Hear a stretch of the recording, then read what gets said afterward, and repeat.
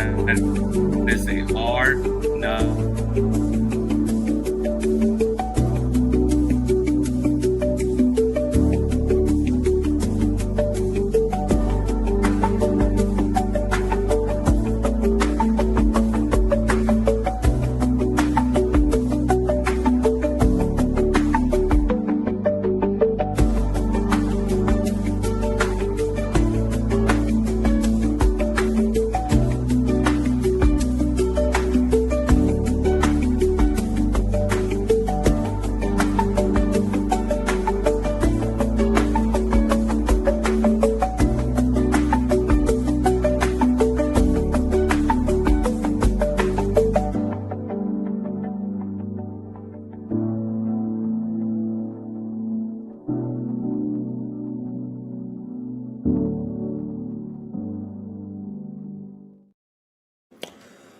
Welcome to the KLB live as we continue our road to Wrestlemania 42. The road will own you.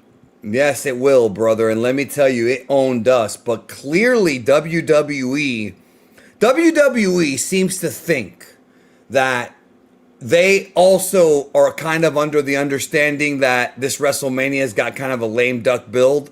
So they did a few things this past week, in the past 7 days since we've done this show, to where they're trying to inject life into it. Now, we're going to talk all about that today. We're going to be discussing the Pat McAfee story from SmackDown. We're going to talk about the CM Punk heel turn. We're going to talk about the fact that now the two nights have now been made official, what's going on night one and night two, and whether or not that changes our finishes. Because I do think, Draven, that based on what's on night one or night two is going to change how we view this WrestleMania. And I think, in my opinion, we're also going to talk a little bit about Dynasty, and I'll talk a little bit about the Vince Russo, Coachman, Tony Khan podcast earlier today, which was a lot of fun to watch. It was wacky because you had two opposite philosophies of wrestling, complete opposites talking, and it was a lot of fun to hear. They're going to do more, so I have a lot of respect for TK for going into enemy territory, as they say, with people who have been critical of him and answering questions. And actually, he didn't give the Tony Khan answer every time. He acknowledged his mistakes, his flaws, and that is something that I respect. And we'll talk more about that later, bro. So, what's up, man? How are you? Talk more about it. I got nothing to say about that. Well, I'll tell you some things that were said and get your thoughts on it. But So even that show, you don't have two people with two different opinions. You have two people that want a job and the guy that could give it to them.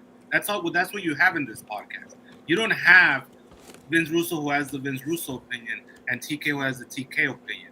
You have Vince Russo who wants a job. But TK has a job. Russo has a job with the clowns. Bro.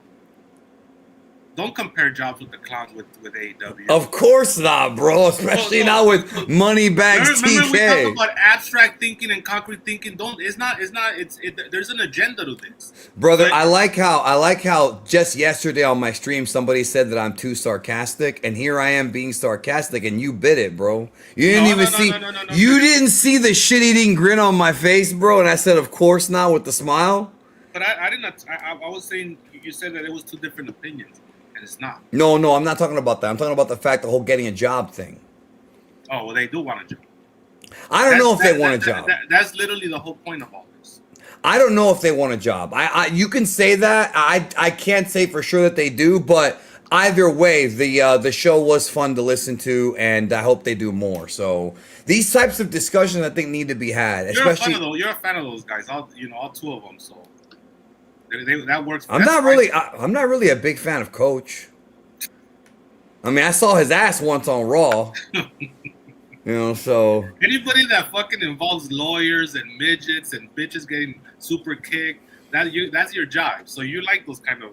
Russo does shit like that. It's a match made in heaven, brother. It's nuptials and napalm with you and Vince Russo. I just popped myself. Anyways, what's going on with this crappy Mania, brother? Let me ask you this. I'll open it up with this question to you. When has a company that buries itself, when has that ever gotten over? it's not a good idea to do, and it's actually almost always a bad idea to do. But as we talk about this, I think there are layers going on here that maybe not so much with Pat McAfee, but with Punk. I think there's so one of the things that we've talked about on this show a lot is that nothing is ever really a shoot. You know, if it's on TV, it's not really a shoot. I think WWE likes to expose people who don't know that because there's a lot more going on here. They like to expose little fellas.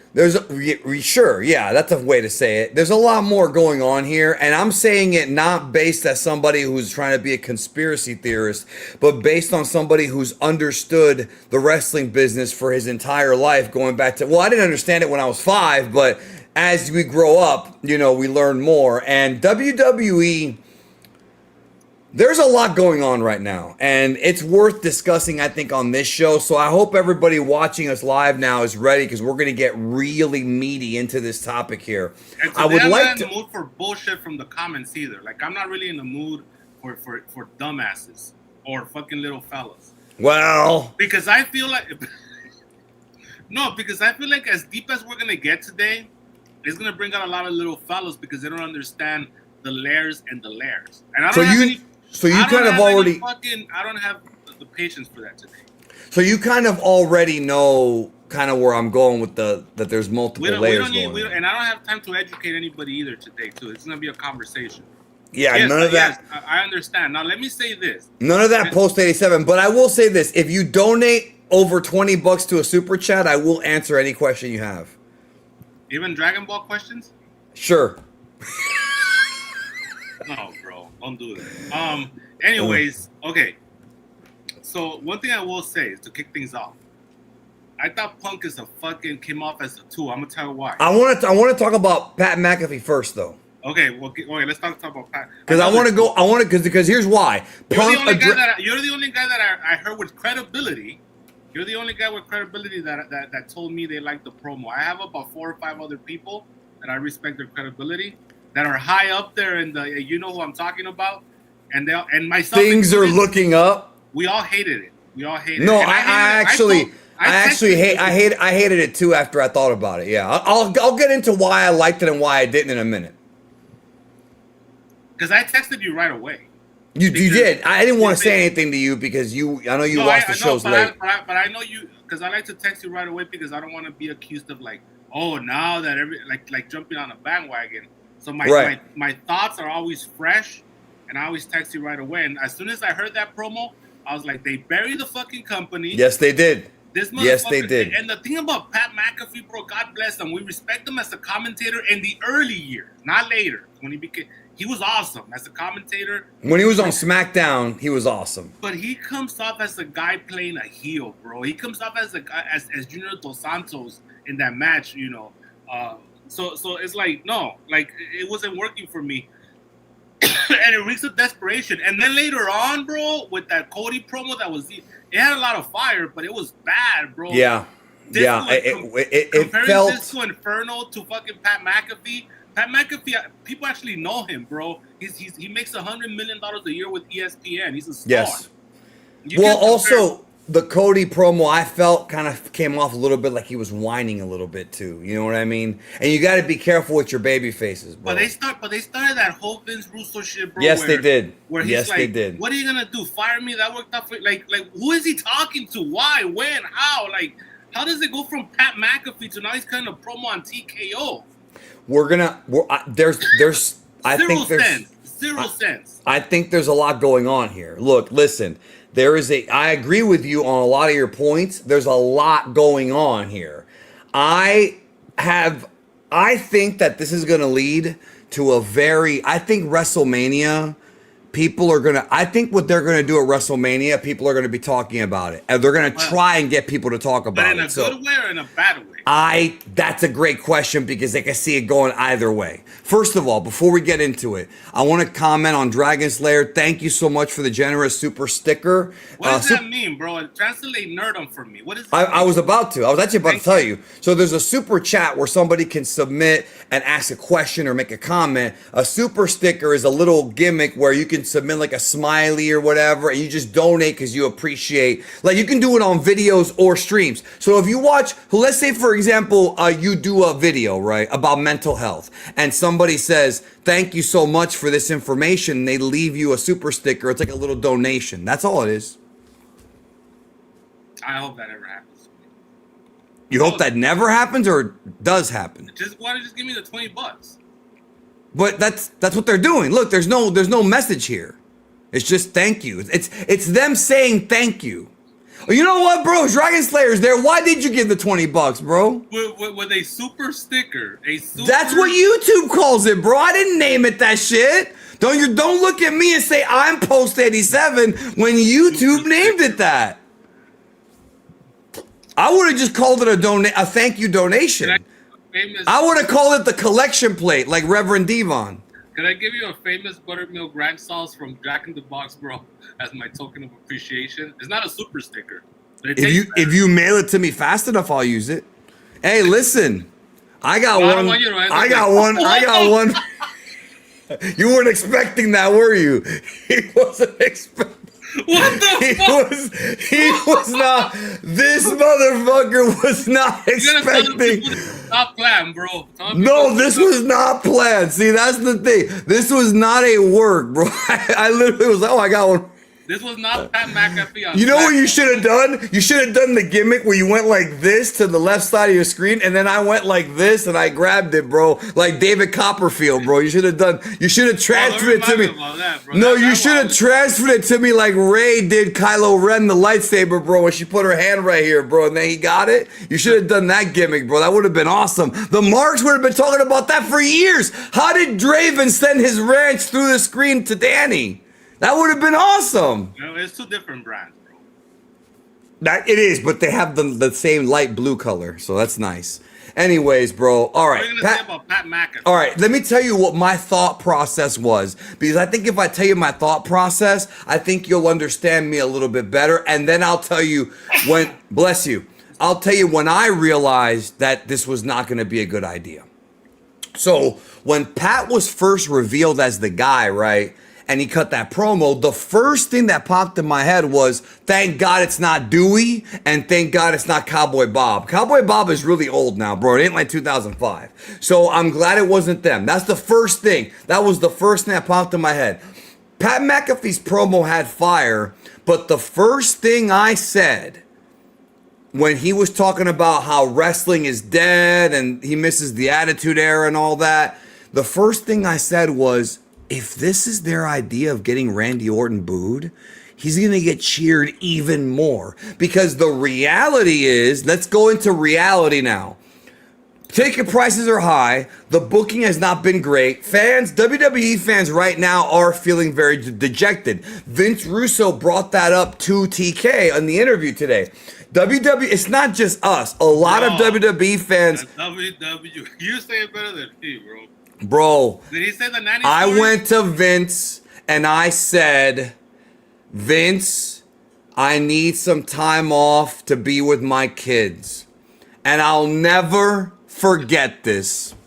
He turned to me and said, Vince, you make enough money. Why don't you hire a nanny?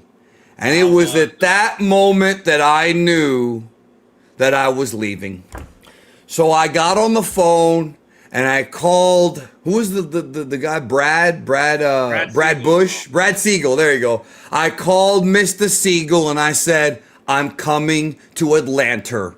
Or was it Dr. Harvey Schiller? No, it wasn't him, bro. He had already been gone by then. The guy with the flat, he had the flat top, right? Yes, he did, bro. He had the Heidenreich haircut, but he looked like Ted Turner. Remember, he looked just like Ted Turner.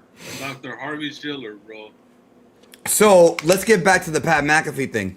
When Pat cut the promo, right, I was like, okay, two things. It's not The Rock and it's not Travis Scott. Pat McAfee is able to have a match and Pat McAfee can talk. So we have that going for it. Bro, why do they keep on kind of McAfee on the we're going to get to that in the, that's because Punk called him McAfee. Okay. He said Pat McAfee last night. Did you see it?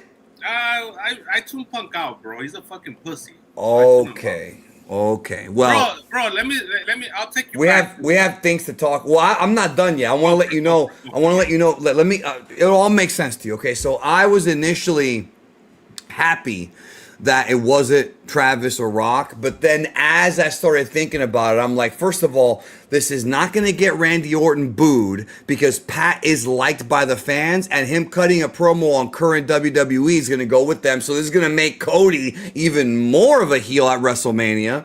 And two, the third thing that popped in my head is, holy shit, this is so much like last year. It's almost the exact same thing, except that Cena is Randy Orton and Rock is Pat McAfee. And that's when I realized they're running the same angle again. And that's when I started to hate it.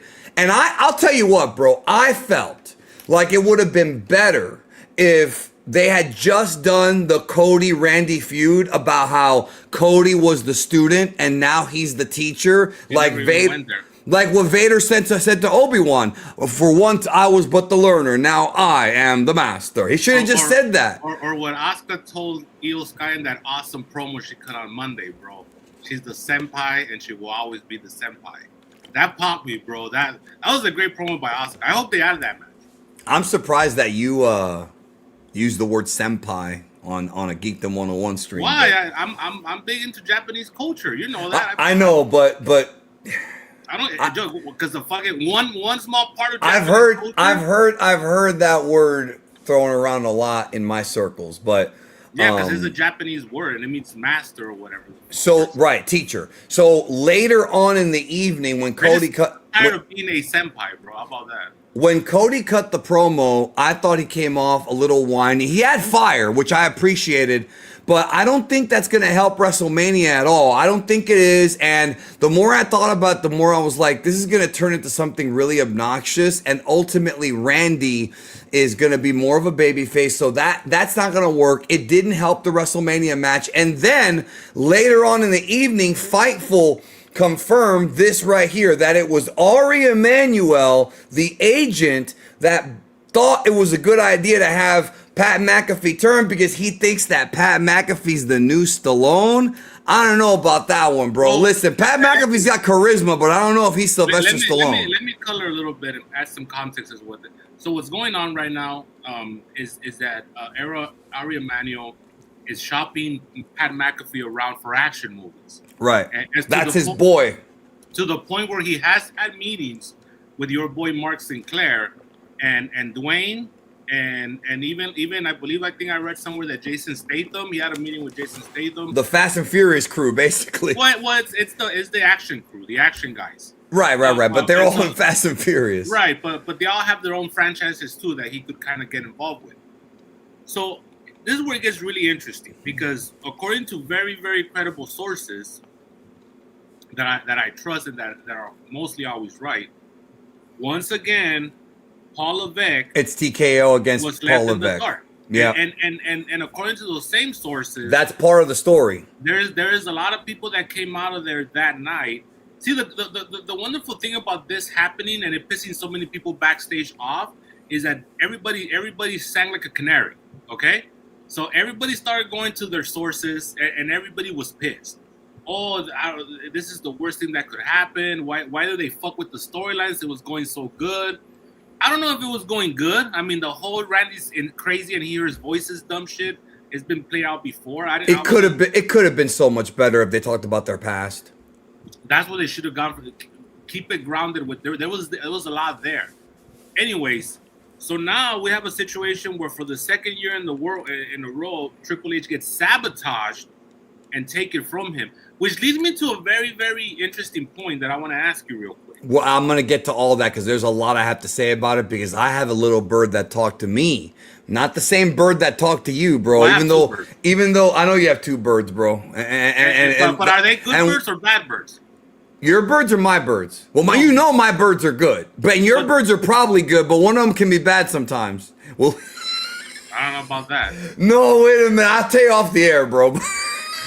Okay. I thought that would pop you and I popped myself. But no, I trust you. Like, cause my bird said something very similar to what your bird said, although not identical. Okay.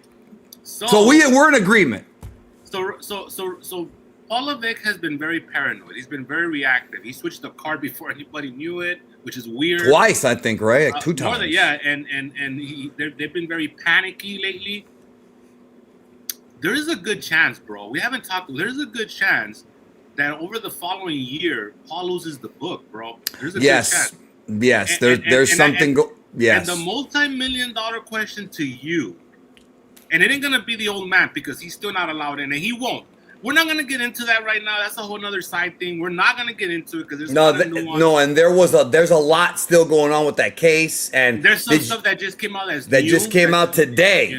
Yeah. So again, I'm not in the mood for dumb shit from the marks. So don't even bring the name Vince McMahon up. He's not an option. We could talk about that some other time. He's not an option, but there are people that do think he is an option. But he's not. He's not. Why do you always say this shit? Like you always give credibility to the smallest fucking. No, it's actually it's not the smallest. I saw people. You said Vince Russo, bro? No. Some of the bigger podcasts, I seen him talk about it, bro. For real. All right, who gets the book, bro? If Paul Heyman, Dwayne. I think it's Dwayne. But is Dwayne gonna actually be there full time, booking everything? He's gotta leave somebody there so he can make his movies. He's gonna leave his boy. Was that comedian, the writer? Oh, Brian Gewirtz. That's true. He was already the head booker before. So I think if Paul loses the book, which is a good possibility, the way things are going, and also the new text came out today. Did you see the new text where Paul Levesque was mad about Vince McMahon coming to the meetings? I was going to talk to you about that. Did you see the one where he said where Punk was on the plane with Vince, even though he said on the Helwani show he only saw Vince once in the gym? Brother, CM Punk has put himself out there as being this paragon of virtue, and boy, has the real world. The minute that he said he's sorry for the Saudi comment, that's when the world knew.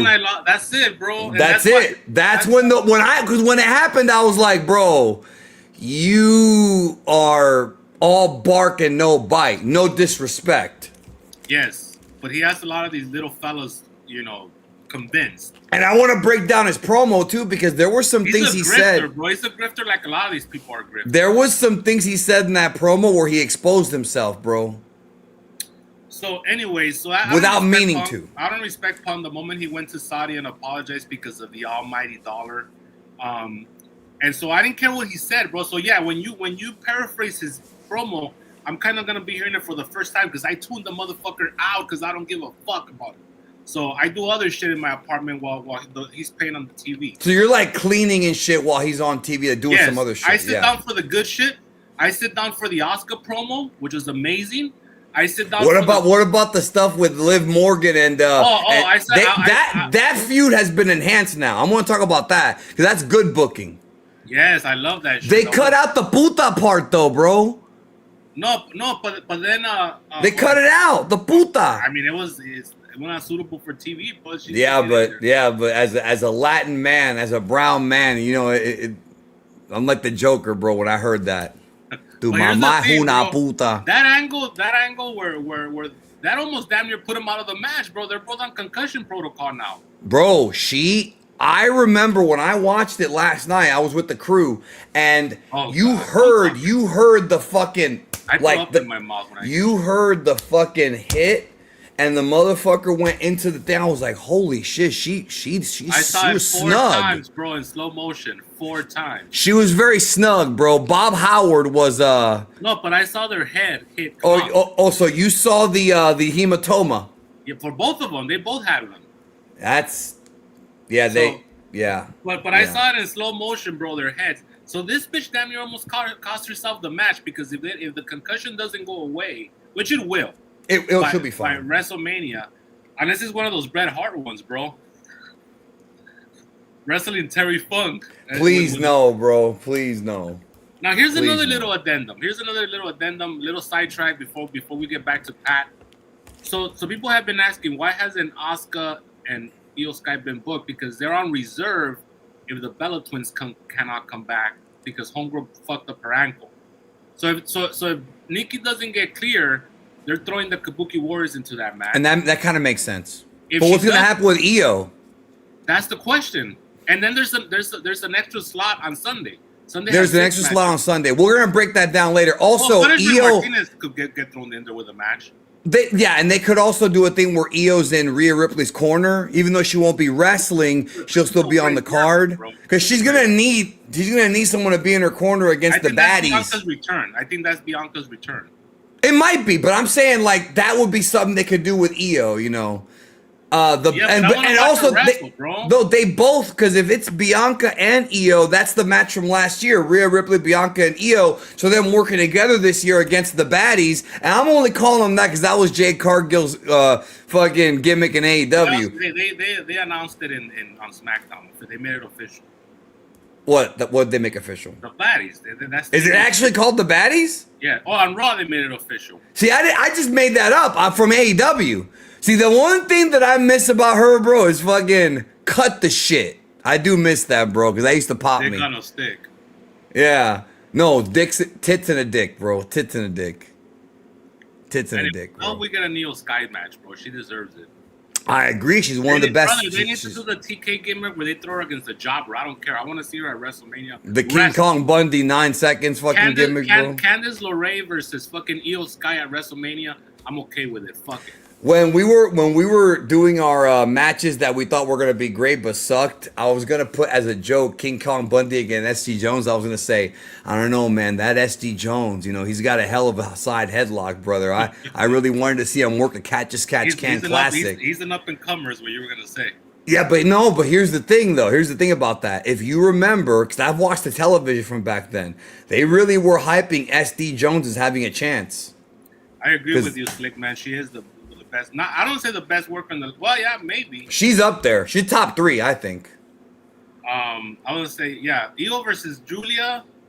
I don't know about that, bro. Well, that'd be a good match. I mean, the jobber, yeah, I'd throw Julia in there. Fuck it. At this point, I'll take it. That'd be a great match, actually, if they can go. The Ladies World of Stardom match, bro. Which you know I've been waiting for that on WWE TV. But remember, bro, Michael Cole's not afraid to say that now. Because he actually referenced Stardom in one of the matches recently. But he's never seen it. No, of course not.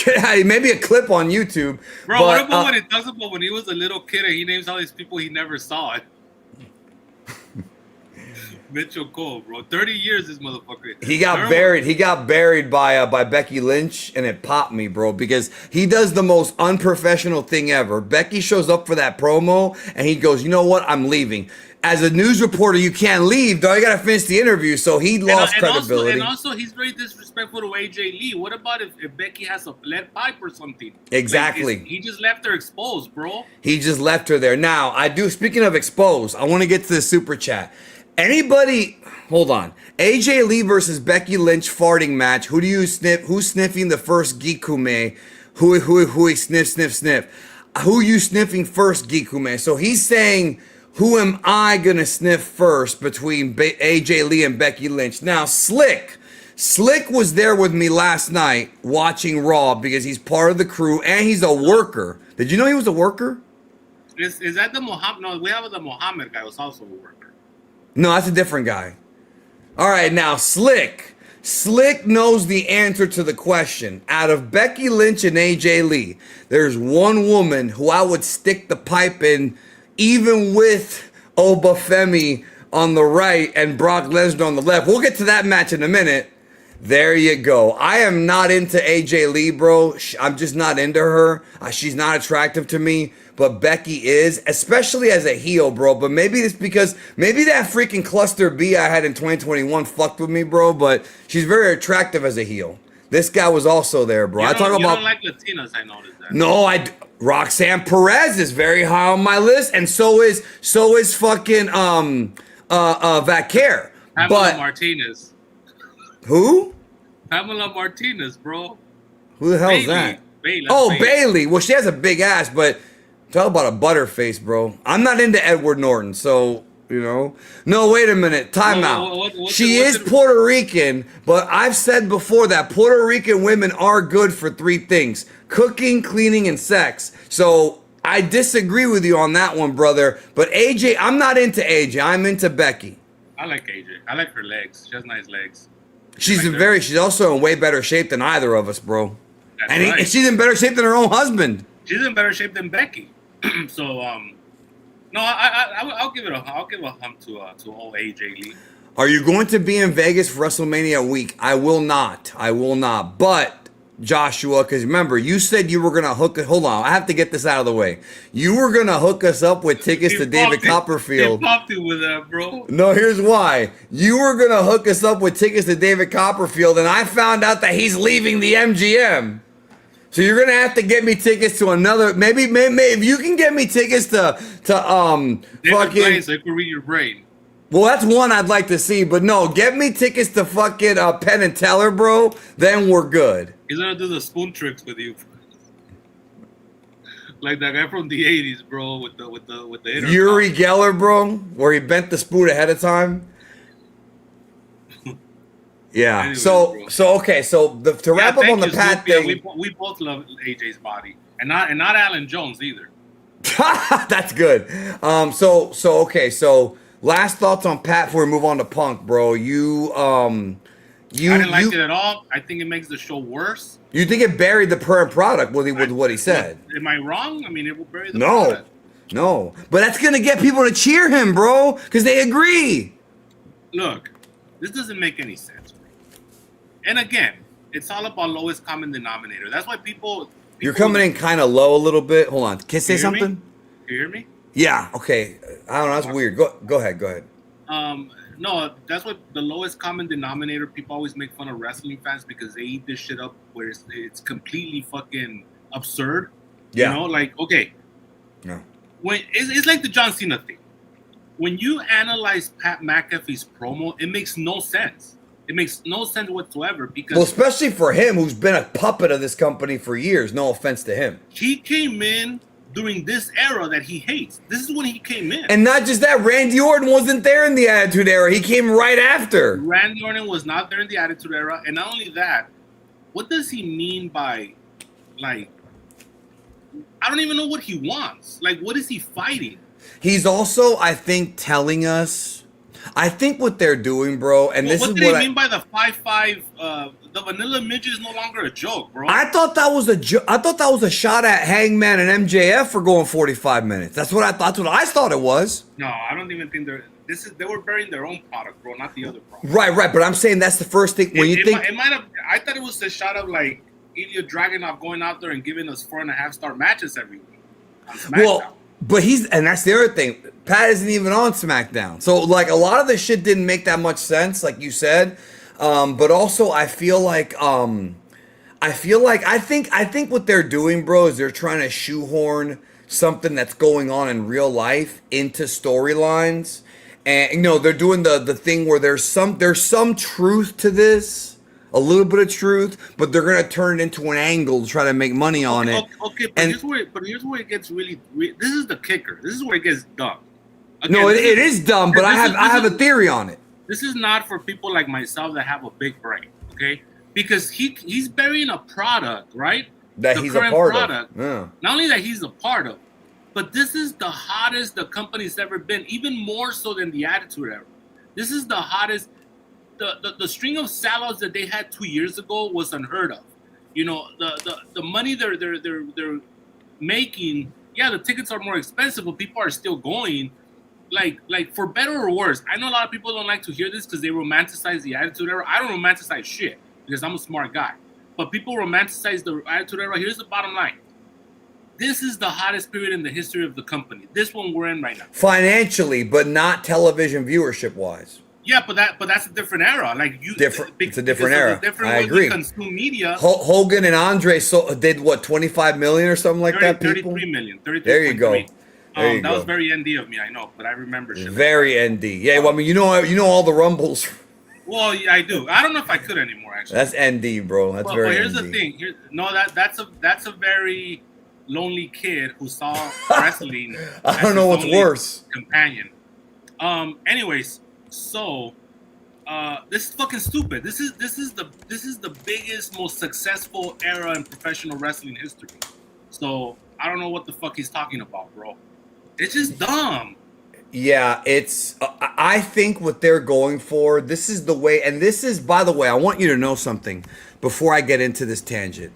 I don't think that this is something I necessarily want to see or like, because you're gonna try and accuse me of liking it. But I don't know if I'm gonna like it because we haven't seen it play out Yeah, yet. because you like that Russo shit. But again, own but it. well, If that's what it you is. like, that's what you like. No, it is kind of Russo-ish in a way, but it sounds like what they're doing. I want you to know something. It sounds like WCW 2000, bro, not fucking Attitude Era. No, it does. It actually does. And here's what you're speaking. You're kind of setting me up very well here. Louis V2, I'm not gonna argue with you, bro. Not today.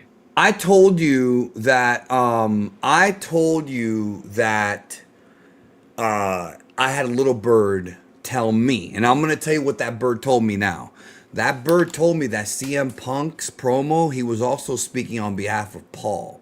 So apparently, Paul Levesque, not Paul Heyman. No, Paul Levesque, because apparently the ticket prices going up are not Paul Levesque's call.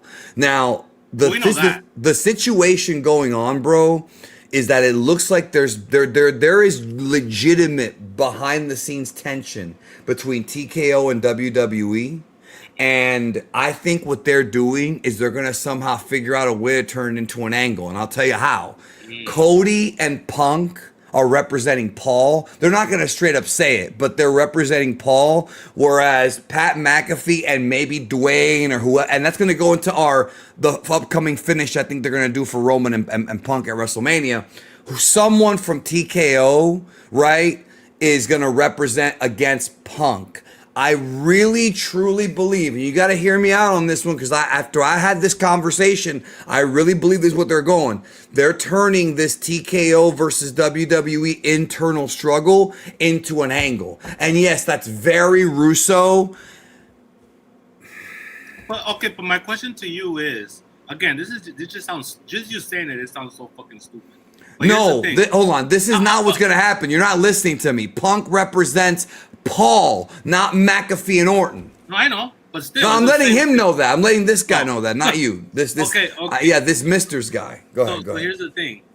My question is, that's fine, bro. That's whatever. It is very meta, but that's what they do. That's the Russo shit. But okay, that's whatever. Okay. Yeah. But here's the balancing act. Here's where you either become great or you become Vince Russo.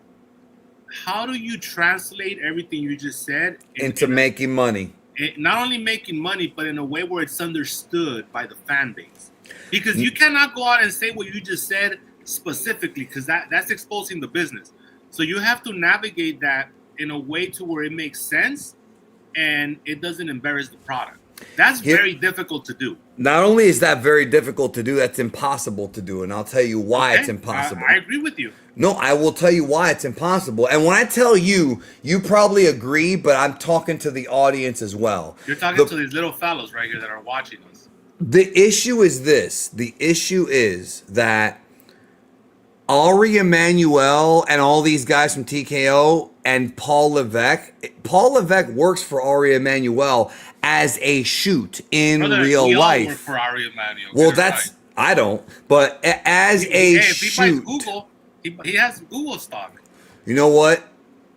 CP Houston is right, bro. I can already see them recapping this bullshit on Unreal this year. You know what? Why don't you use that to plug your convention, bro? Like you did the very Cardi way when you did. That's right, CP Houston, bro. Comic Palooza 2022. I'll be in Houston, Texas, with Joey Pants and fucking in the end, Melina. That's the draw right there.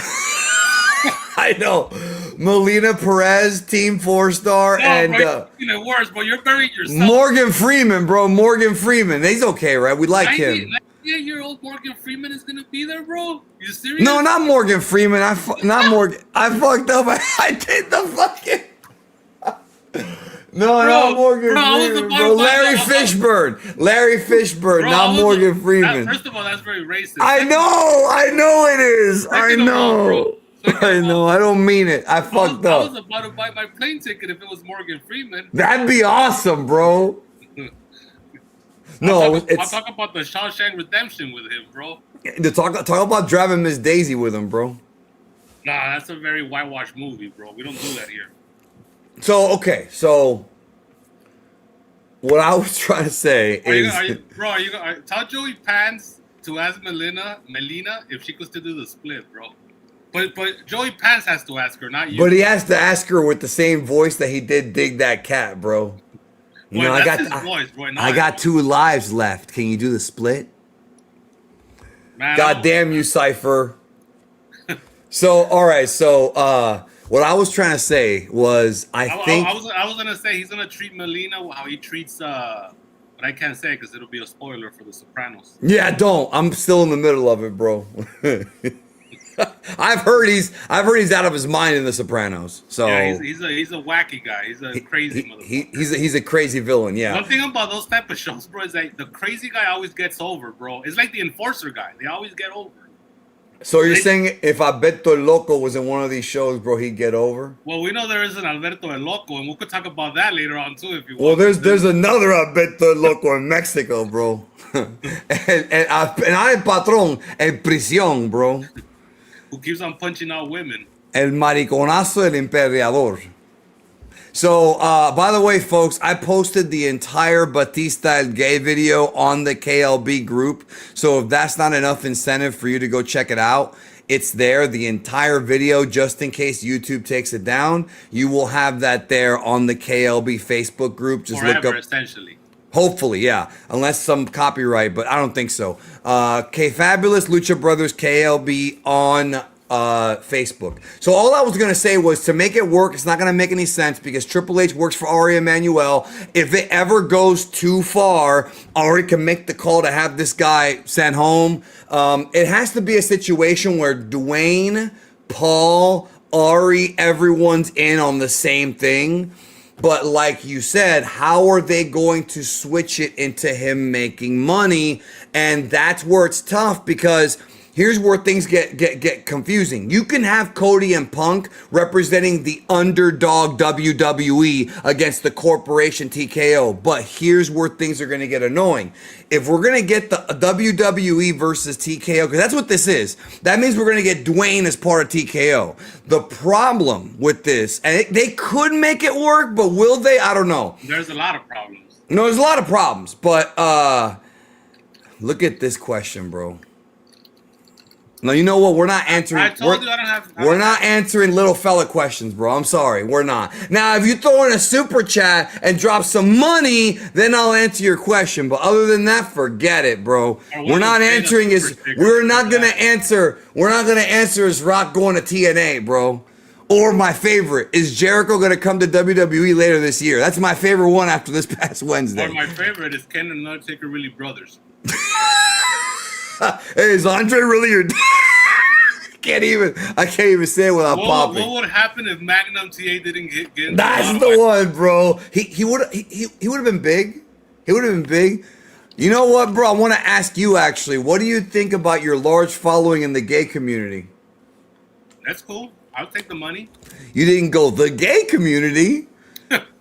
Anyways, bro. All right, but my point is, the issue with this, bro, is that eventually WWE is going to have to win, right? And maybe they have all this worked out, but they're going to have to do it. But here's where I'm going to have my eyes rolling.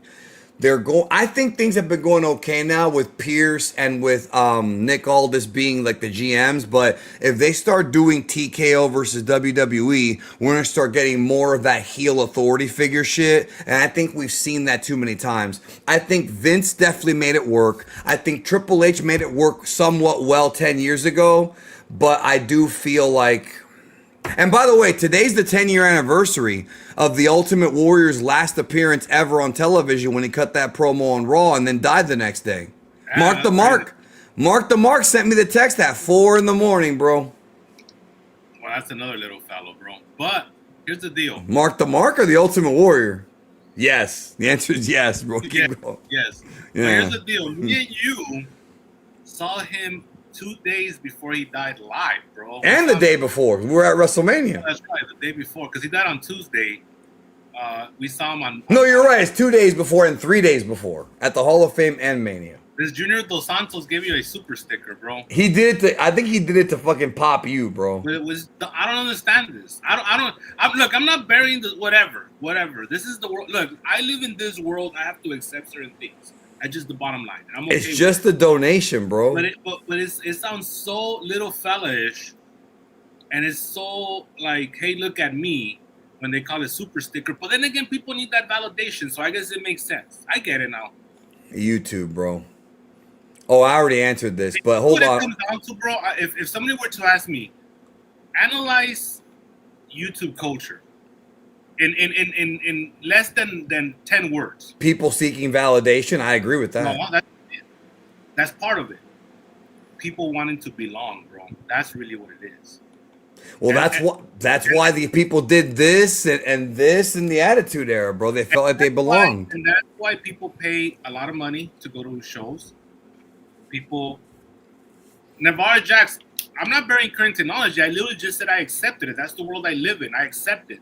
I'm burying you do bury it sometimes, but that's okay because I understand why. I bury the why. Let's put it out. I bury the purpose because it's all about these people that don't have much going on, and it doesn't mean you're not successful because you could be a family man that has a career that feels empty. So it doesn't mean you're not successful, and this is how you connect. So that's what it's for. And people have found a way to exploit it, and thus we got these little fucking super stickers that when you really, really, really think about it, it doesn't really make sense. He's kind of right about this, bro. It is like a human thing because we've had tribalism going back to ancient times. But Junior, the problem is that it wasn't always exploited like the way YouTube has exploited, or even the internet, right? The internet. But yeah. YouTube as well. YouTube, yes. Mostly YouTube. No, social media, bro. They push algorithms of things that they, that they want to push. And also, Junior, there's also healthy community and unhealthy community. And just because something is serving your needs doesn't mean it's healthy for you, because that's what addiction is. So just remember that. Yeah, that's a deep thing you said. A lot of the people that are watching us right now are probably getting defensive because they live in this bubble. And so they're gonna try to defend it. I'm not talking shit about it. I understand that's what the world's about. But it's also a good thing or a bad thing. It's up to you to find out what it is. Not up to me, to you. Wait a minute, bro. He has 1 PhD. His cousin has 2. His cousin has psychology and parapsychology. Oh, look, bro. It's tilted. I gotta switch. Yeah, you do have to fix that, bro. That's a big accomplishment. All right, so Joshua says, all right, my wife got me tickets for Monday Night Raw for my birthday on the 20th. Happy early birthday. Your birthday's a week after mine. I was about to say, if you did go, we can meet up and hook you up with parking. Okay, I want to explain the parking thing. The parking is better for Draven because I don't drive to Vegas, bro. I fly there and I have Ubers with Indian guys that I pop, drive me around. Drive me around. And we already played the Reservoir Dogs thing in a couple episodes ago. Okay.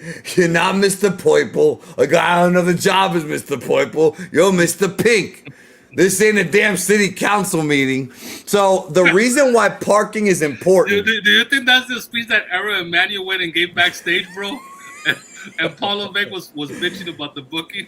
Maybe, bro. Goddamn city council meeting. That could be, bro. That could be. Who signs your checks, Paul? Yeah. And then he goes, here's the smallest violin for WWE fans paying too much tickets, bro. All right, so look, the issue why parking is important is more so for this guy because he drives up from LA and instead of paying overpriced money for a hotel, he sleeps in his car in the parking spot. So if you can get him parking for when he drives up, that'd be beneficial. Me, I usually fly in and stay at a hotel, usually one that Logan finds, and then we'll go from there. Our boy Logan Wade's sake, so nobody here knows, unfortunately. Shout out to Logan. Well, everybody knows him, bro, in multiple timelines. So he donated $20 as a super chat and said this is for Draven. So are you saying you want me to give him... This is fine. Wait. I need to make sure. Are you saying you want me to give him the $20?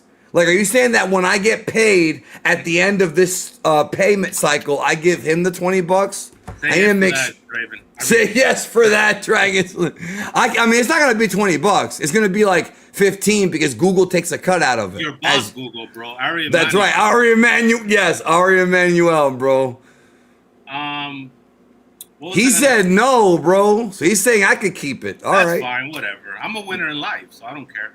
It's $20, bro. So anyways, yeah, I used to sleep. Or I like to sleep in the car because it saves me money. This pops me right here, bro. That would be awesome, bro. Let's get a taco. That would pop me. That would pop me. But we're gonna talk more about that. Look, okay. WrestleMania is already fucked in my eyes. Again, I'm there for the weekend. That's not like not in Vegas, of course, but just in general, I'm excited for the weekend. Okay. We're gonna have some good matches. However, there's only one way I could come out of there pissed. One fucking way. Is if Brock beats Oba. Exactly. Or if it's this like 15-minute where they both get blown up and the crowd turns on the match, nightmare kind of match. Well, you know it's opening night too. That's right, and it's on ESPN, so they're gonna want a long match. Maybe. See, I don't know. Because they only have 2 matches for the ESPN. They have that one and the ladder match. Yeah, but the ladder match is gonna get a lot of time. Maybe the ladder match will go long. And they have a lot of entrances for 5 Ron guys. Mysterio was coming back from injury. He's getting booked in that match. I was like, go back on injury. No, but you know what pops me, bro, is Rusev's gonna come out there for his first WrestleMania, and I don't know how long, but he's not gonna have the horn, bro. See, if they had him talking about his God again, I think he'd get over, bro. But also, I think they need him as the big bass guy. You know, they always have the big bass guy, right? Like the guy that people do. He catches people. Yeah, that's his job. That's his job. So, okay.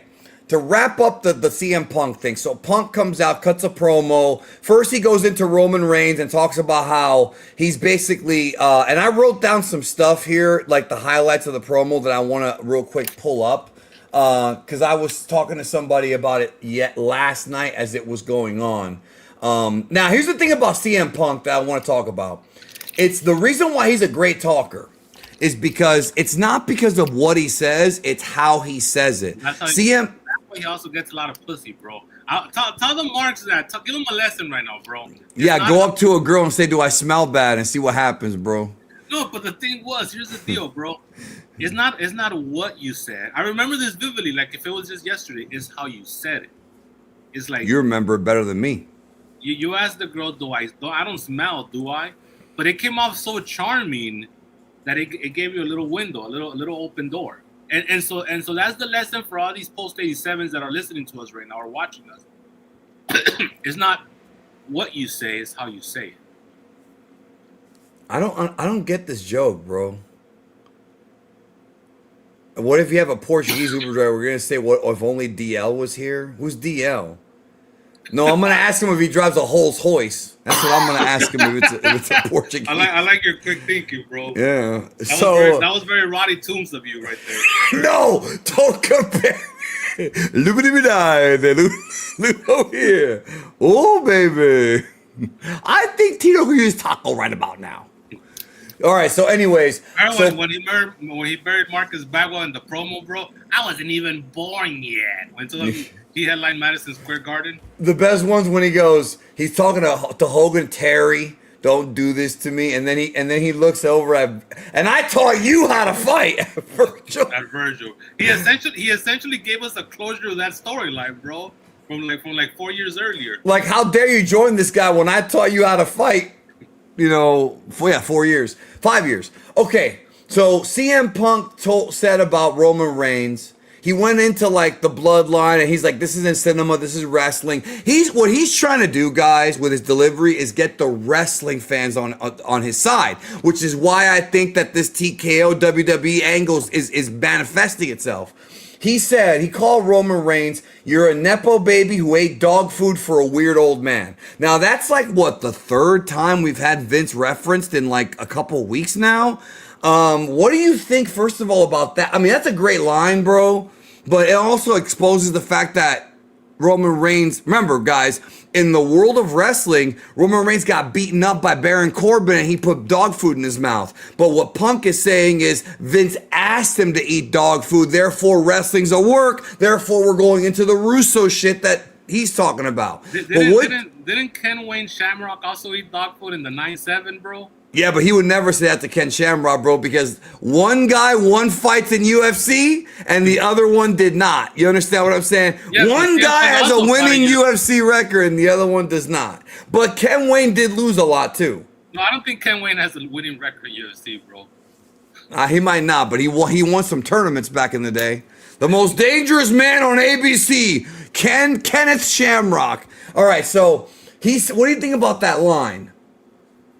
I mean, nobody's gonna connect the dots, bro. This is a new fan base. Well, the hardcores like you and I will, but yeah, he did say that. Okay, so then the next big zinger is he said that old man didn't like me or tried to take advantage of me, but I had fuck you money, so I left. Now, there's two things about that promo. Number one, he's basically saying he got tired of Vince's shit and left, which matches up with what he said in the Cabana podcast.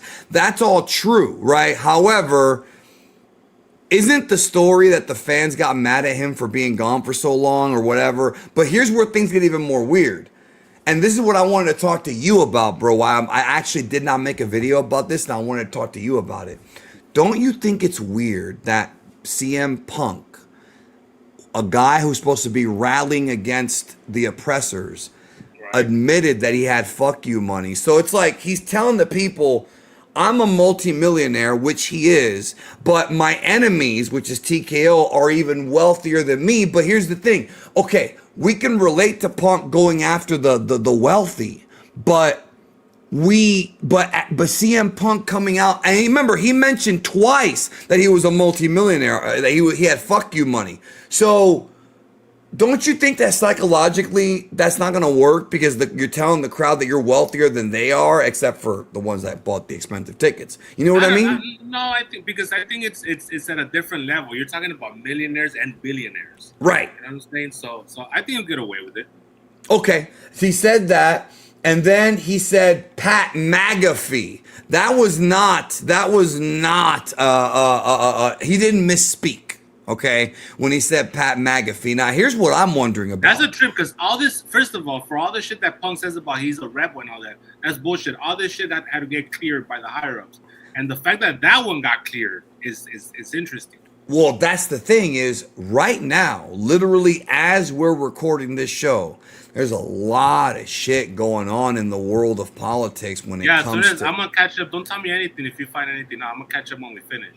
Well, there's a lot going on, but there's a lot going on specifically with the current administration and what's going on in the Middle East. Specifically today, bro, there's a lot going on. That's what I'm saying as we do this show. So, him saying that on Raw, like, and he might bullshit and say, well, I misspoke. No, you didn't, bro. He said Pat McAfee. And then he said to Pat McAfee, he says, call up the agent that got you the job, which is Ari Emanuel, and tell him to lower the ticket prices. So he referred to Ari Emanuel as just an agent who's his boss and said lower the ticket prices. Now, I just want to say this before you give your thoughts. Listen, this is 100% Vince Russo shit. It's the work shoot stuff.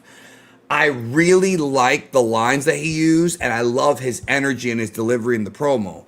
The problem is that if you're talking to smart marks that are actually smart, not the ones who claim to be smart, like a lot of people either watching or people online, where they read a couple of dirt sheets and suddenly they're experts, bro. And that's not how it works. You got to be in the game for a while. Somebody who's a real smart mark is going to look at that and say, okay, I agree. They should lower ticket prices, but theoretically, this goes back to what you just said. If he said that, doesn't that mean that TKO already agreed to lower ticket prices before he said it? So when the prices go down, they're attributed to him, not attributed to the fact they're not drawing. You see what I'm saying? Like, it's almost like they took the heat away from TKO and put it on to him by him saying lower the prices when TKO probably already agreed to lower them before he even came out there and said that. Do you get where I'm coming from? Yeah, because this summer they are going to lower them. Well, that's what I'm saying. Like, they already approved it. So Punk is coming off like the rebel. But if you know the real story, they were already doing that to begin with. Not because CM Punk said so, but because they're not moving tickets. If the shows were still selling out the way they did 2 years ago, they would not be lowering prices, bro. At the best you can hope for, they would have stayed the same. Right. And yeah, you're right. The irony of all this is that if you really know the business, there cannot be not one person. This is the oxymoron, right? There cannot be one person that really knows the business that liked this promo. It's. I mean, maybe like you said, the delivery, the passion. Delivery was great. I think it was the best promo he's cut in WWE since coming back. But the context Yeah, when you dig deeper, it's bullshit. Yeah, and anybody that knows the business, the way, that really knows the business ain't gonna like this. So if somebody tells me they like this, I know they don't really understand the business. It's an easy answer. Because there's no way you could understand the business if you like this promo. But I here's the thing. I did like the promo, but it's because of his delivery, not because of what's really going on. You know what I'm saying? You like this shit, bro. Like, but this also, is your thing. but like, also, you're interested. It sparked you, which is fine. Like, that's cool. Well, yeah, but here's the thing. Do you kind of see where I'm coming from? Where it looks like, I don't agree that this is his best promo. I think he's cut a lot of great promos on Roman that are better. No, that's not what I mean. What I mean is, I think one of the build-up was the best promo he's done in a long time. Oh, well, okay. Here's what I think. Here's my question to you. Don't you think now, after what Cody said and after what Punk said, which apparently, according to the sheets, what Cody said was not approved. It was a shoot, brother. Sure. Do you think that it makes sense as to why I'm thinking that they're going to have Cody and Punk be representatives of Paul, whereas on the other side, and that's going to lead to my WrestleMania prediction, which we'll get to. We're going to get to it between Punk and Roman, because I do think now they've actually set something up to have a big angle closed night 2, but I don't know if people are going to like it. I don't know if I'm going to like it, just based on, it's one of those things, bro, where okay, but it's one of those things kind of like when Star Wars, when the sequel trilogy was coming out and we were hearing about episode 9, and it was like, okay, this is where I think they're going, but I hope they don't go there. This is how I'm feeling, that they could actually do that. And I don't think you're going to like it at all, because it is a lot of that Russo shit. But I like what I like, bro? What's your favorite angle right now besides Oba and Brock? Oh, the one that really got me is all the baby faces going after MJF. In very subtle ways. No, I meant in WWE, but that's a good one too. Oh, you said besides Oma. Because for me, it's the bitches, bro. I like the breakup of Asuka and Kairi Sane. I like that one.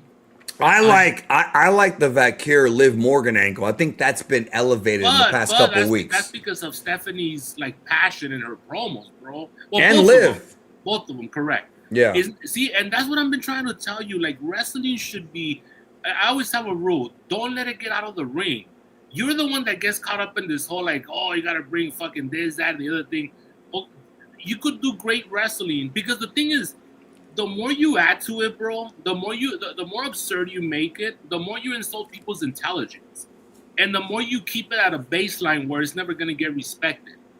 Look at the bloodline angle. Like, it was very grounded throughout the entire run. Not saying all of it, but for the most part. Do you think TKO thinks the way that you're thinking, though? Like, TKO. I think Paul does. Well, Paul sounds like he does, even though he's fucked up lately. But I mean, Ari and Nick Khan and those guys. No, but here's the thing. I don't think they think that far ahead. I think Ari's like, we gotta get Pat McAfee in here, because he's my guy and I'm trying to get him over. You figured out how to do it, and so they had to figure it out.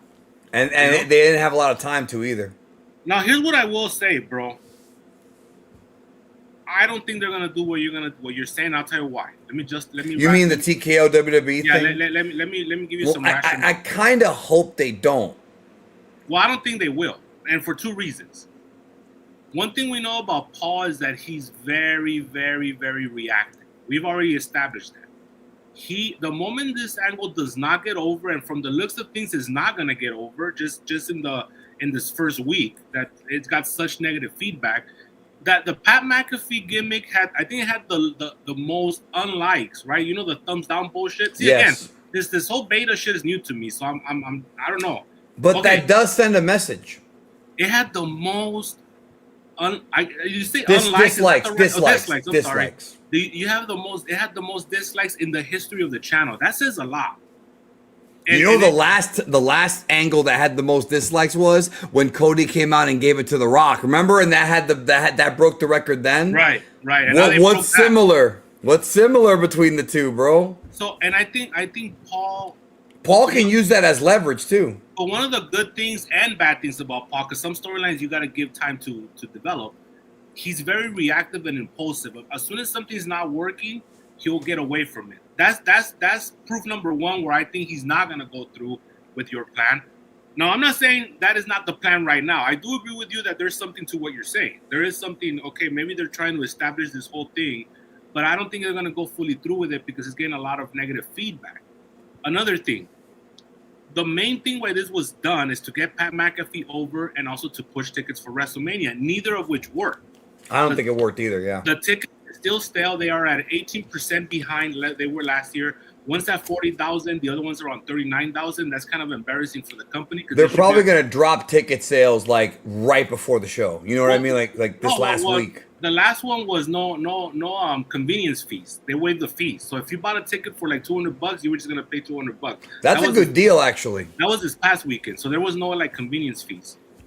So they're trying every gimmick in the book, right? And it hasn't worked. But the reason why it hasn't worked is because you got to understand that now you're just not going to WrestleMania. Now you got to book a hotel, you got to book a flight, and with the economy that we have, Indian Uber driver, where the gas prices are like hovering $3, $4, $5, like nobody could fly because tickets are more expensive now because of the gas, and also the hotels are expensive because it's last minute. It's a 2-week thing. Food is more expensive now. So now they're stuck. Nobody's going to WrestleMania now.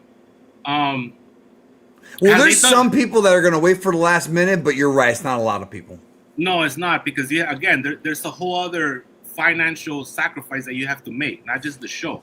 Everything that comes with the show. What do you think about this, bro? What do you think about that? I don't know how true that is, but let's get our boy that works at the MGM to tell us, bro. Yeah, this Proto Man mofo, he's I think that's hyperbole right here.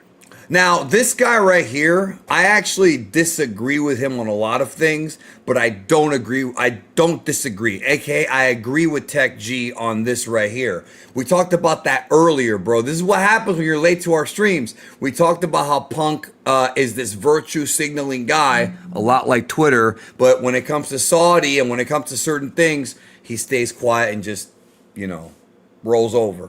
You know what I'm saying? Yes, exactly. I lost respect for him with the Saudi thing. Yeah. So okay. I want to talk a little bit about the undercard to WrestleMania. Well, wait a minute. I'm not done with the whole. I didn't say anything with the WWE TKO feud. Yeah. Yeah. So I don't think they're gonna go that route. I think by summer that we're gonna go back to one-on-one feuds. I think this is one of those embarrassing situations. Like we've seen many of them throughout the 35 plus years that I've been a fan. Where it's just going to be swept under the rug and they're just never going to be talked about again. Well, that's my prediction, and I think I'm going to be right. Just because I know their pattern, like I know how they operate. Like even Ari Emanuel, he's going to lose interest in this shit. He's not gonna die on this hill against Paul. He's got a lot of other things on his plate. Yeah, like all right, we tried it with Paul McAfee. All right, we tried it hard. Let's go move him on. And that's it. So this is one of those angles, bro. Mark my words. I'm saying this right now on the stream, folks. I want this to be recorded for perpetuity.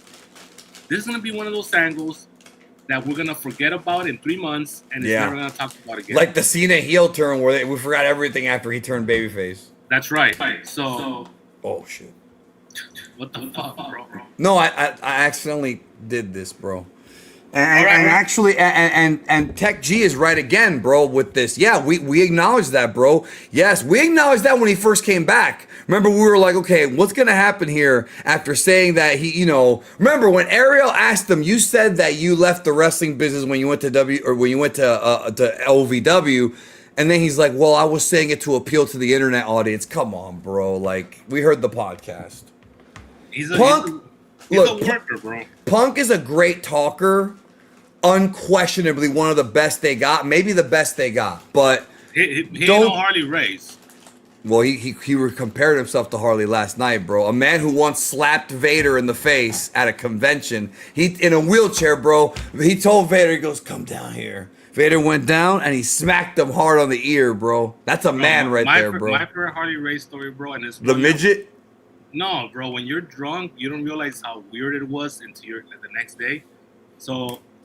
I once helped that man. So I saw him in a wheelchair, and he was trying to get up the stairs, and there was no ADA compliance. So I shook his hand, big fan Harley, and then he gets up. Can you help me with this? And I carried his wheelchair up the stairs, and then he went up the stairs and sat on the wheelchair and then took off. The thing that didn't really register with me is what the fuck just happened. Like that was the 8-time NWA champion. No, that he could walk. He worked me, bro. Like, he could have carried his own fucking wheelchair up the stairs. But you know what? I would have done it for him he did the old man gimmick, bro. That's what he did. There's no better spot than under those bright lights. You know what was fucked up, bro? He was kind of tiny by that point. He shrunk. Because he was a big dude, and then he shrunk, bro. Are you going to tell the Nick Bockwinkel story, bro? No, that one's sad, bro. That wasn't the same WrestleCon. It was literally the same weekend. What year was that? 2010. Okay, I thought it was 2011. I was about to ask you. No, we went 3 years in a row. 2010, 11, and 12. The best fucking time of my life, bro. Those moments will never be duplicated because life has changed, the world has changed, and those wrestlers are all dead. Yes. Well, we still have Ricky and Robert, and I might meet Jerry the King Lawler this weekend, bro. So I'm excited about that. That was the first time that I saw Greg the Hammer Valentine double dip, where he was Greg the Hammer Valentine, the blonde guy in the morning, and then at night he was Rhythm and Blues with the black hair, bro. That's awesome, bro. And Papa Shango, same thing. In the morning he was Papa Shango with the gimmick, Bear, and yeah, Bear, and then at night he was the Godfather, bro. So he double dipped the marks, bro. Imagine if Ed Leslie worked that weekend. He could have 5 shows. No, what would pop me, bro, is if we had Terry Taylor come out as Terrence Taylor, Terry Taylor, and the Rooster, bro. The computer. Were you gonna peck me to death? Anyways, bro. All right, so let's talk about some of the undercard angles, bro. Are you done with the WWE TKO thing? Yeah, I just wanted to go on record because I am the Oracle. It's not gonna happen. I want to come back on here in a couple months and be like, what happened to that angle? I wouldn't be surprised. I would not be surprised. So and plus, here, so talk about it. Punk's gonna be gone. But I meant more so how the angles are progressing. Then we'll talk about the actual card. But first, what do you think about the Sami Zayn thing on Friday? It looks like they're gonna have Carmelo be in a 3-way with Trick and Sam. Because he deserves it. Carmelo, yeah, and Carmelo and Trick have a lot of history. That's a lot of history there. Yeah, which they're not gonna get into because it's already late in the game. So yeah. First of all, I love Trick. I think he has an amazing fucking gimmick. He doesn't need that rapper though, bro. Another celebrity, bro. I don't know. I don't really enjoy that kind of music. Or those kind of people. Nah, bro. Come on. I just said I like Trick, bro. What's your problem? I like to thank all the wonderful people. Somebody thought that was Paul Heyman, bro, and that sounds nothing like him. Of course not, bro. Now we know he don't like those kind of people. I don't know, man. He did pay Mr. Used to sleep in the ring. And he did shed a tear for New Jack's passing on television. He probably shed a tear that he didn't pay him for him to go to rehab, bro, when he was wrestling for him. Well, there's a lot of people who didn't pay. So, anyways, so I know I love Trick Williams, bro. I think he's gonna be a big star one day, if not already. Yep. I like Sami Zayn's like eventual decline into madness as it's happening. I like that too. It's been very happy right after he dropped out to Drew at the Rumble, and every week we're getting him more and more like insane and shit. He had a lot of like cluster B because I know you stopped watching SmackDown for a while because it was 3 hours. I don't blame you. I missed a couple weeks, but yeah, right. But I don't know if you remember, he had a couple of those cluster B's like angles in the back where he was congratulating Cody and Randy Orton, and then he would just go off on them, bro. That was kind of cool. Yes, very very bipolar. I don't know about a lot of things, bro, but not lingual. Although he is bilingual because he speaks French Canadian, but and Arabic, he's trilingual. That's true, and that's awful, bro. I wish I was trilingual. So anyways, no, you're not. I speak English, Spanish, and Cuban, and ND, so that's 4. So anyways, okay. So I hope that Carmelo Hayes gets a spot at Mania, bro. He deserves it. As you know, I respect good work rate. I respect people that could work in the ring. And this popped me too, by the way. He's right. I popped at that. No, and then he's got the Lex. This is a deep cut. This is a deep cut for the people, bro. He has the Lex Luger entrance where he's got that little wheel that turns them, bro. That's a deep cut, bro. That's from NWA '88 right there, bro. Dun dun dun dun dun dun dun dun.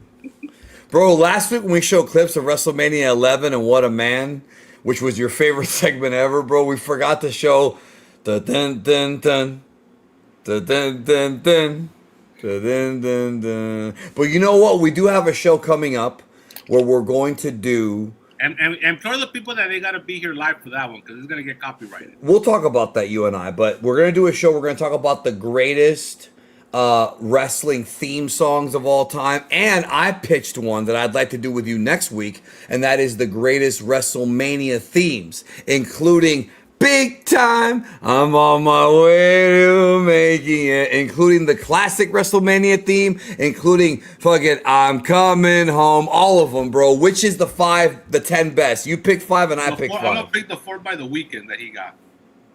I thought you were gonna say, give me the green light.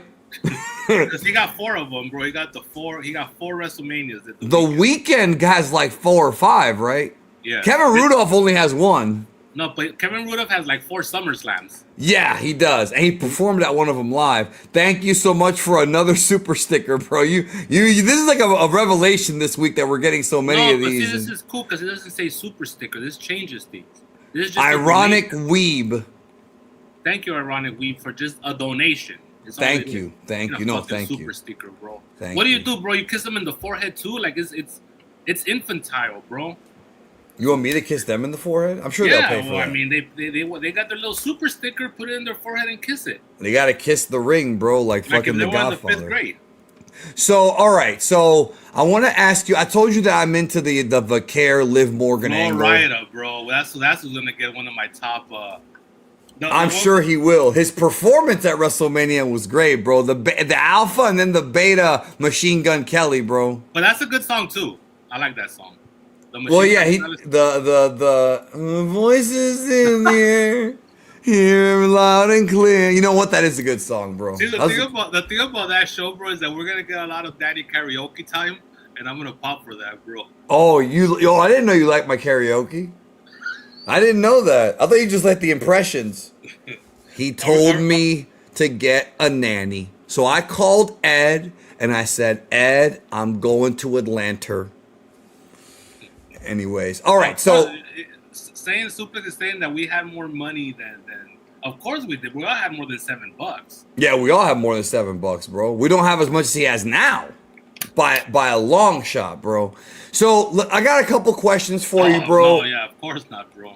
I got a couple questions for you about the undercard. So last night on Raw, Seth Rollins and Gunther, they explained that Paul Heyman did not hire Gunther, but that Gunther did it because he wants a favor from Paul. This seems like they're doing what you and I guessed they would do last week on this show, which is Gunther's going to ask Paul, I want to retire Brock at SummerSlam. That's my guess that's what Gunther wants from Paul. What do you think about that? Of course, that's the thing. So essentially what happened is that... And Gunther and Paul will be like, oh no, what do I do? You know. Yeah, but we already saw that with Punk and Rollins and Roman Reigns. Right. So, but anyways, by the way, Punk's also, I mean, Heyman is getting to the point, bro, where he doesn't mean as much anymore. He's also getting a little long in the tooth. He's in too many segments, you think? As far as the TV character. So here's the deal. I thought they did a good job of coming into a situation with no plan and being creative enough to come up with a plan. So essentially, they made chicken shit out of chicken shit, it looks like. So yeah, at SummerSlam, which I'll be at live, by the way, because I got to go see the Minnesota Twins. And hopefully TKO lowers their prices, and I'll be happy, even happier. It's gonna be Brock versus Gunther. Yeah, that's the plan. So this finish is basic, bro, because you gotta keep Gunther hot. So the finish is basic. Braun Breaker comes in and calls Rollins the match. What do you think about Rollins' promo on Raw? I didn't care for it. That's another guy that I'm not really into a lot of WWE characters, bro. I thought it was okay. All right. And then before we get into the card, I feel that I got 2 more things for you. But what happened? Like all of a sudden, he's not mad at Paul Heyman anymore. That game's over, bro. That where's Waldo with all those nerds hiding and shit with 1,000 masks? Like we're just. I guess it's over, but I think now he's just focused on Gunther. That's probably what they're. I guess, bro. So all right.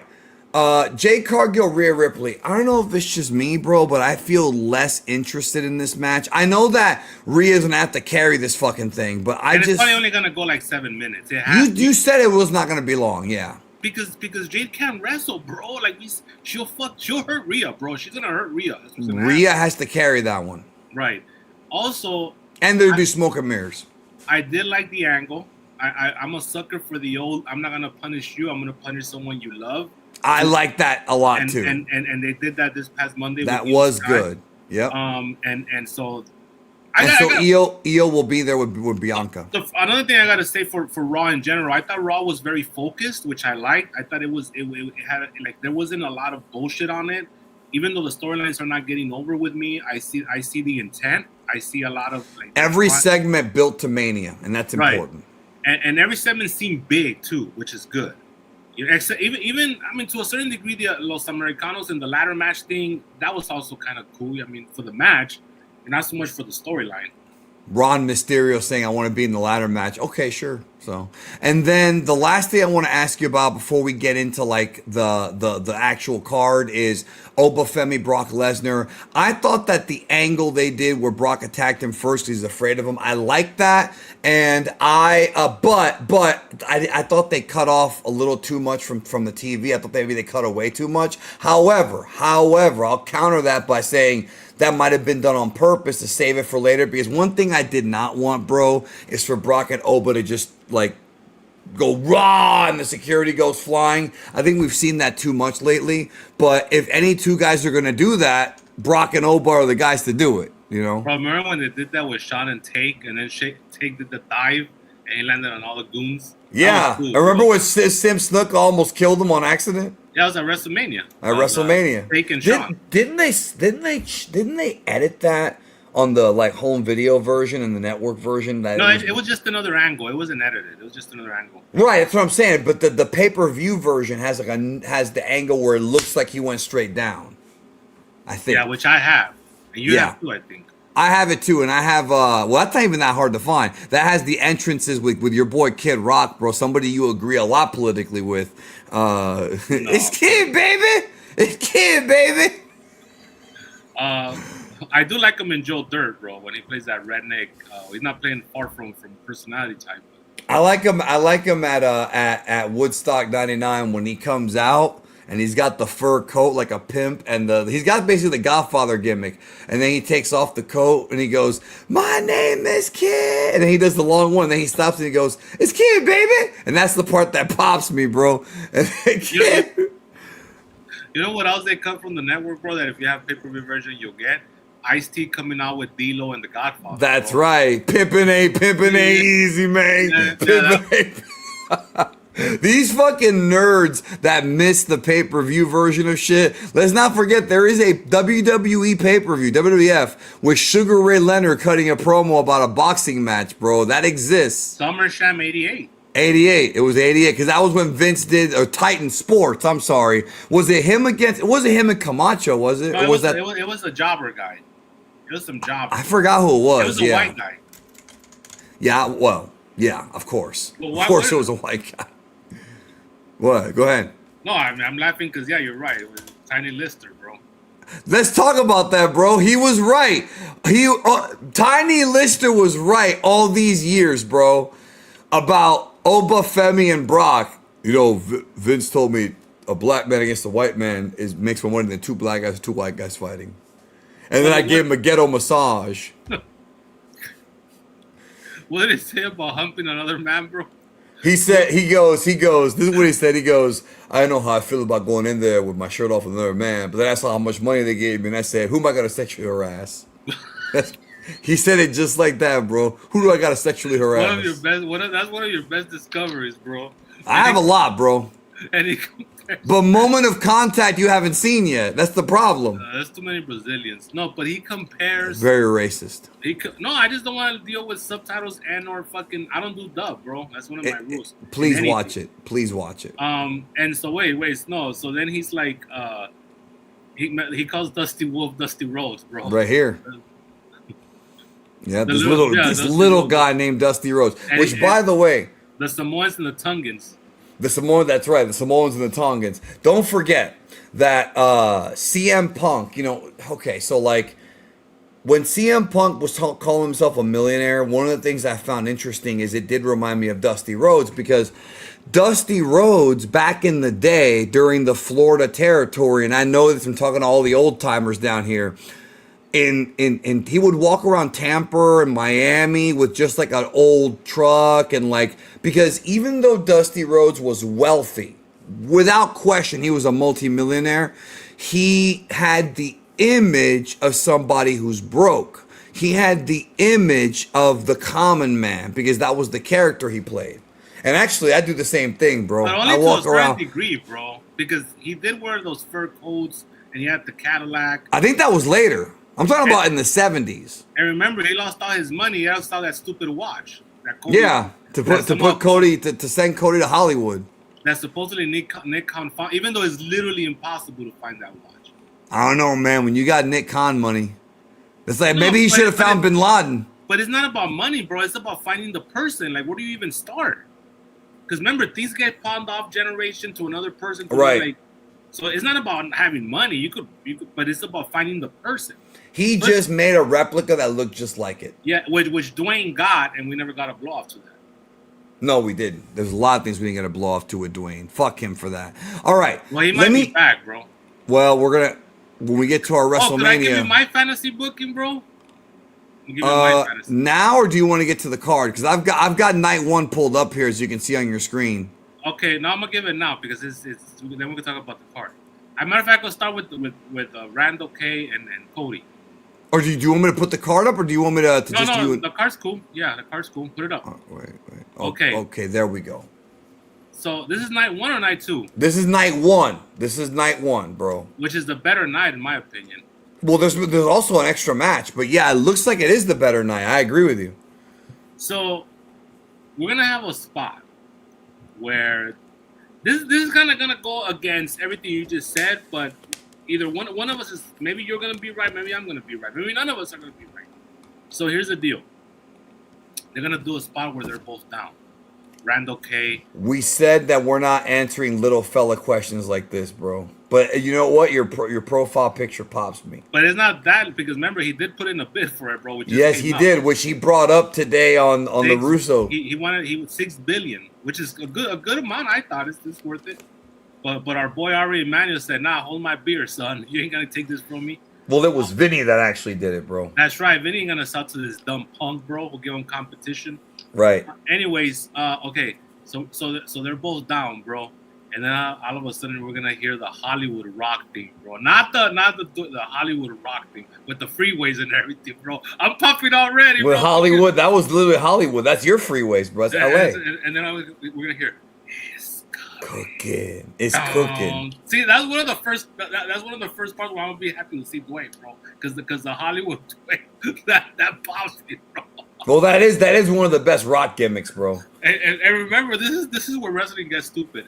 Randall K and Cody have to sell for his entire entrance. Okay. Yeah, just like Travis Brown. Off of a double clothesline, by the way. So I'm really beginning. Oh, okay. Now you're really, so you're not doing the RKO, and then he gets up and does the crossroads, and then they both look at each other and go down like all Japan. I'm Hogan and Warrior at Royal Rumble 90, bro. That's the spot I'm doing, bro. Okay, I got you. Double clothesline, they're done. And then Dwayne comes out with the flamethrower. And he set something on fire, and it doesn't say Rock, it says Dwayne, because remember, this is Dwayne, bro. Not Dewey. It's his final boss, so he's got to go a long way with this fucking flamethrower. And then everybody pops, right? And then he comes down, and then he gets in the ring, and then he looks at Randall K. He does this, and then behind him we see Cody, and Cody kicks Randall K in the balls. Gives him the Rhodes Will Own You finisher, pins him, and we got Cody's heel turn finalized, bro. Are you predicting this, or are you saying that you want it to happen, but it probably won't? A little bit of A, a little bit of B, bro. it's like my great booking of Mr. Downey in the Kang Dynasty fucking lair, bro. I actually agree with this man. I think that your idea hits better for night two. Okay, I'm just putting it out there. Yeah.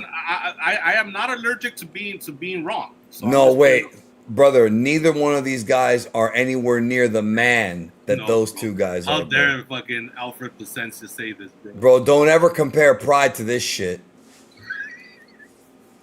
Unless Asuka and Neil Sky are gonna have a World of Stardom match. And if or if Obafemi comes out with the Donkey Kong and Brock comes out with the Mario hat.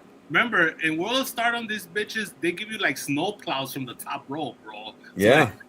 Ooga, ooga, ooga, chaka. Yeah, but they got that from Aja Kong and Manami Toyota and shit, bro. Yeah, the Pioneers, of course. Where they were crying and Dave went to the show. It was an 8-hour show and he sat on a pillow the whole show, bro.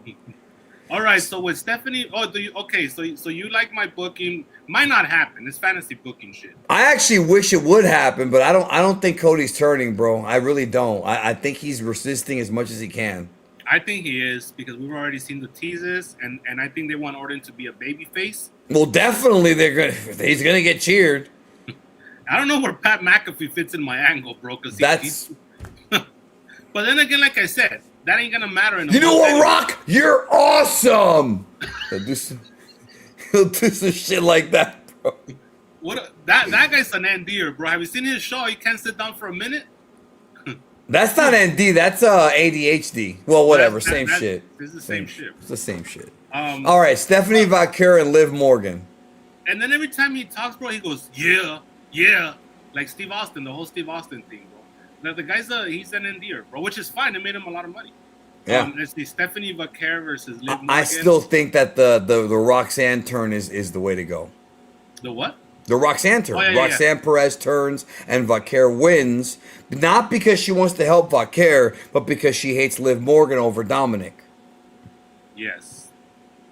But then what about if we get Liv winning, and she's gonna turn face, and then the spring program is gonna be Liv versus Roxanne for the title. So Roxanne turns anyways, but just not on this show, on the night after Raw. Or she could turn but not cost her the match. You know, they've done that in the past too. Like, they don't do it often, but that doesn't mean they can't do it. Brother, don't even say this jokingly, bro. Listen, Guitar Wizard, you shoot me in a dream, you better wake up and apologize with this shit. Yeah. All right, Gunther and Seth Rollins, easy. Braun Breaker, yeah. But you know what's stupid, brother? I hate WWE annoys the shit out of me, bro. Okay, we all know it's gonna be Braun Breaker. Okay, we all know this shit. Why is he gonna come out with a hoodie and a fucking mask on? You're right, he might, because they always do that same shit. No, but the AEW does it too, bro. I am so done. I've said that on this show. Why is it that every time someone interferes, they have to have the hoodie on, and then they always unmask? See, it's different if they have the hoodie on. That was awesome. It's different if they have the hoodie on, right? And then they don't reveal it right away. That's different. But it's always the hoodie and then they take it off. So if it was modern day Gunther against MJF, you would be popping the whole entrances, bro. That'd be awesome, bro. Who would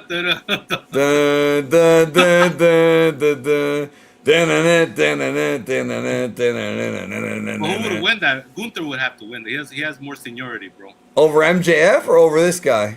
No. Well, this guy he has to win, bro. If he's gonna retire Brock.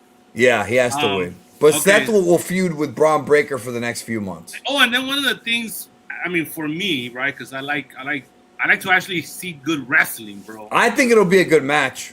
This is gonna be a good match. I think Cody and Randall K is gonna be a good match. I think it's gonna be a better match than Cena one, because Cody knows. Randall K knows how to wrestle, bro. It's just he works different, and the bitches is also gonna be a good match. Well, there's more good matches. Go AJ ahead. Lee's gonna blow up. That's not gonna be a good match, bro. If it's anything like the Elimination Chamber, she's gonna blow up 3 minutes in because she hasn't wrestled in years, and then poor Becky's gonna have to carry her. This one, give me a second here. Let me think about the future possibilities. I think Becky's gonna win, not just because I want to fuck her, but because I think she's gonna win. But what do you do with AJ after that? Like, you do one more, one and one. You do one more at Backlash, and that's it, or wherever they want. Backlash in your back of the woods, bro. Would you forgot to buy your ticket for during the sale? Well, I don't know if I'm gonna go or not, but yeah. The thing is, during the sale you would have gone, because that was a big discount. That's true. So the thing about AJ and Becky Lynch, bro, is I like we talked about last week. Without Punk and Seth feuding, it doesn't have that same impact, you know. Right. So I'm gonna go with Becky on this one. Okay. WWE. Go ahead. Yeah, Fatal 4-Way. Say the bitches. Yeah, the bitches, bro. Women's tag team, the bitches tag team championship. We talked about how they might put Asuka and Kyrie in, but I don't. Because Nikki blew out her ankle. The issue with this match, bro, is that I just don't care who wins, and This it is the doesn't bathroom really. match. This is the bathroom match. Yeah, it doesn't matter all that much. Like I'm not trying to come off like sexist because I care about Vakir and Liv Morgan, and I even like AJ Lee and Becky Lynch and hope for the best. But this 4-way, we talked about it last week. Bro. You're like Dave Meltzer. How many years are we gonna have these fucking 4-way tag team matches, bro? It's every year, dude. That's right. They can never book a fucking tag team division that's interesting, even though they did for a little while with Rhea and Io Sky. Clearly, that was just a placeholder for her to do. The Iconics were in it. That was a good time. That's true. I do like. Who's the one like Peyton Hoyce? Because look, you had the Iconics, you had the Kabuki Warriors, you had Alexa and that one bitch that's with the white six. I forget her name. Nikki Cross, and you had Sasha and Bailey. Sasha and Bailey. That was a good little division there for a minute. Anyways, with this one, I'm trying to think of where they're gonna go in the. Oh, if the Bellas are healthy, the Bellas are winning because they want to reward them. They're quote unquote legends. So if the Bellas are healthy, I'm going with the Bellas. If they're not healthy, I'm going with Lash Legend and Nia Snax retaining, and then wrestling the Bellas at Backlash, and then the Bellas will win the title. That's my prediction. Okay. Fair. With the whole Charlotte Alexa, like they had this little feud going on where they didn't really like each other, and they just dropped it, and they're just a tag team now. Like it's weird. And same thing with Valkyria and Bailey. Yeah, same Bailey idea. Bailey had two personalities. Remember, she had that bubbly one that we thought, oh, they're gonna bring back the little blow up thingies again. No, you know what we thought, bro? But how many women that we know have two personalities? A lot. All of them. Oh yeah, that's true. But with Bailey, I thought it was gonna be like 3 or 4 because she does have like 3 or 4, and her name is Pamela Martinez, which means that it's probable that she has 3 or 4.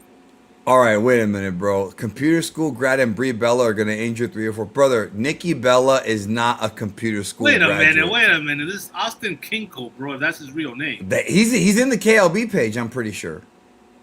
Oh, he's a smart one then. I don't know, bro. I don't think Nikki Bella's a computer school grad. Remember the gimmick, bro. You bring the bigger audience, but I bring the smarter audience. Even though it's smaller. I don't remember that being a gimmick, but all right. But you're probably right about that. All right, first hour on ESPN. So they're gonna open with the. I thought they were different spot too, bro. You know, I've lost respect for that man about three months ago. No, but so when you call him making a difference, bro, is Drew McIntyre gonna clothesline him? Or he's gonna do that. Yes. No, every time that you call him making a difference, the same image pops in my head. He does the fucking he does the where he's the little jive dance, bro. Koopa. So okay, I think they're gonna actually open with the 6-man though, because you've got Jay with the crowd, that stupid played out shit, and you've got the celebrity in there. I think that's gonna be the real opener, and then that'll be followed by McIntyre and Fatu, who almost Vince McMahon himself diving into the ring on Monday. Like, I didn't even notice that. He did a cool leapfrog over LA Knight, and then he ran into the ring and he caught both of his knees. Quads. Oh, that looked painful. Yeah. I don't know, man. The I Show Speed thing, it's another celebrity. Like, the thing is, okay, celebrities have always been involved with WrestleMania, but it is getting kind of long in the tooth it's like every year now. And Jelly Roll's going to probably come out and be on Cody's side, too. Remember that? That's true. I forgot all about Jelly Roll. I thought he was going to wrestle the gay dude, bro. What's his name? Narcissus Prince or whatever? No, Kid Weiss? Bro, you're see, and you say, I'm not going to say what I've called you off air, but... not that. Which thing have you called me off? Literally the only gimmick. See, that's a good example, bro. Okay. Literally his gimmick is that he's a very progressive guy. That's literally his gimmick. Okay, that's a nice way. That's a nice way of saying alt life. And you're over here calling him the G word. Come on, dude. He is the G word. He is. He's gay. That's his gimmick. That's not his gimmick. I'm going to go meet Austin Idol, bro, and I'm going to tell him thank you for the gimmick, bro. What do you think about this from Junior? You ever went to Cracker Barrel? Yes, I have. It sucked. I didn't like it. I went too, and they charged me and the Chinkster $3.50 for a coffee that we didn't order, and I never went back. But why would they do that? They just brought you coffee? They just brought us coffee, and we thought it was on the house. They didn't say anything, and then it turns out, yeah, and we were both pissed off, bro, so we didn't tip. No, come on, dude. Oh, man. They gave you an excuse to do what you were going to do anyway, bro. She didn't go, you didn't put in.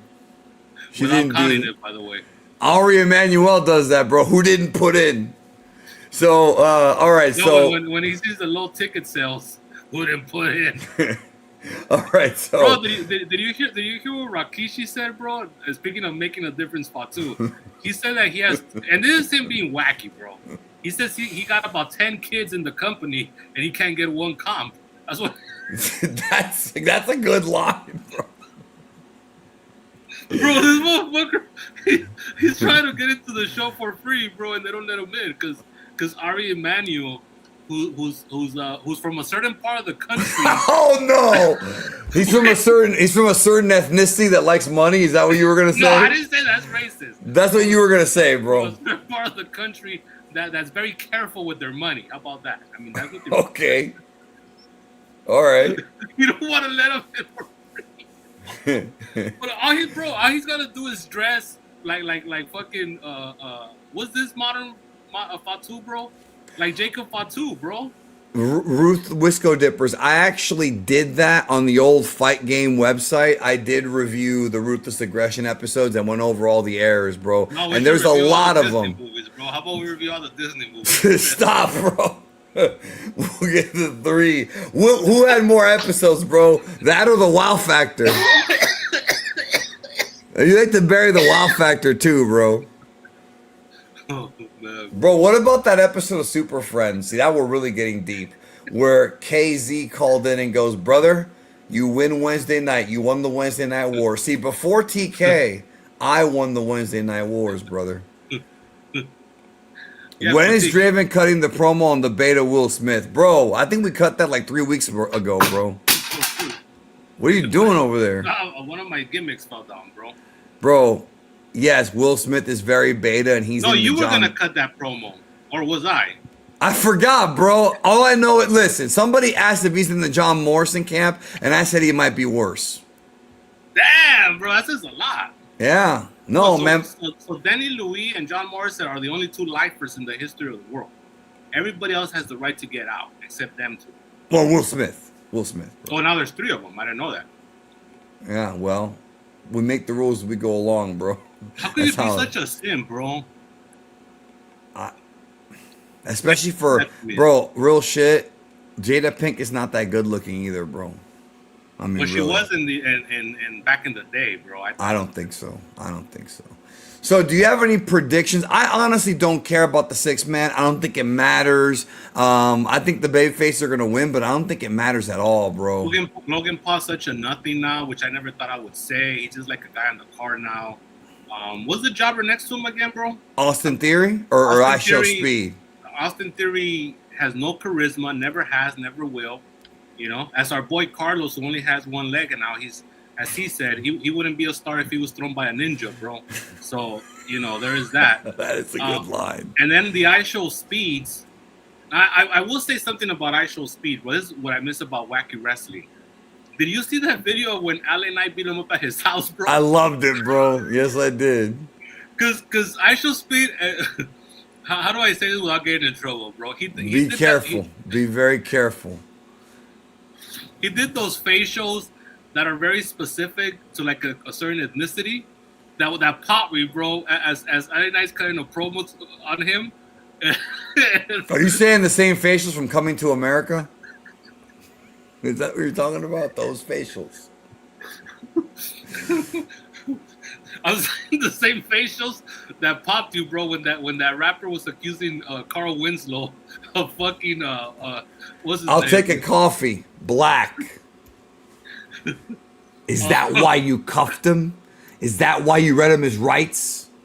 Hey, listen, he was a black kid in a white neighborhood. It's dark, it's a black guy. All right, Saiyan Scholar says, D gets Peyton List as Shannon Elizabeth, but he has to put up with Denny Louis watching an Oasis concert on TV in the room. I can make that work. But Danny Luis on his birthday suit though, and he's beta. So it's, By the way, remember, make you feel good, bro. Remember how you said that nobody would ever thinks that Vince is coming back? It says right here, bro, 1 hour ago from Wrestling Observer Live. Don't think WWE won't bring back Vince McMahon. So well, bro, like 10 years from now, 5 years from now. But I don't know. I don't think they're talking about 10 years from now. I think the reference to him on TV might lead to something. Remember this, bro? I don't think you said it on the air. I think I may have told him that off the air, bro. Yeah, because Slick is one of the people that is in your crew, as you call them. No, right? but he listens. He in listens, a very sad bro. way. He listens, bro. He remembers all my high school stories. Well, that's kind of sad too. He mixed them up, bro. He thought that the piss balloon was fucking. He thought that the piss balloon was the blacks and the Hispanics fighting, bro. The Samoans and the Tongans. So when I was in college, I had a professor who had a lecture. Oh, here it comes. And he stated that there was a lot of research that was done. And I was the one that Mandela the spring thing. I think he said it more like African Americans have evolved to be able to jump higher because of their struggles in their earlier times. That's what he said. That's a nice way of saying it. In my own brain, I added the other part. That's a nice way of saying it, bro. Very nice. All right, so fuck Austin Theory. He has no charisma. Right. I can't stand. You know how I feel about Jay, bro. And LA Knight, when you're weird, something that has never made sense to me, and you shouldn't try because you've tried already. It just doesn't make sense to me. Is how you see LA Knight. I don't understand that. I just don't. I'm not gonna revisit that. That's old already. Fucking weird, but old. Do you have a prediction on Jacob Fatu, Drew McIntyre? We talked about that last week, and it's just I don't know, man. They both need to win, so I don't know who to go with. I mean, Drew got fucked over so many times, bro. But I guess that's just the way it's landed on the cards, you know. See, look, this is the kind of shit that I think about. Like, look at how much Drew has struggled to get through the pack. Now, do you think Obafemi's gonna get through that pack, bro? Hell no. That's what my worry is. Like, if Drew has struggled, I can't even imagine how Oba's gonna struggle. Unless Oba gets so popular that you have no choice. You have no choice. But LeBron Gems, I love this account. It's been around forever. The only way I'd pop Austin Theory is if he takes the Beverly Brothers finisher. See, if the Shiker Heights spike, bro. Bro, if the Usos start doing that instead of the 1D, I will pop. Or if LA Knight gets Austin Theory in the champagne, whatever the fuck his name was, pedigree, bro. The champagne Marty Garner pedigree.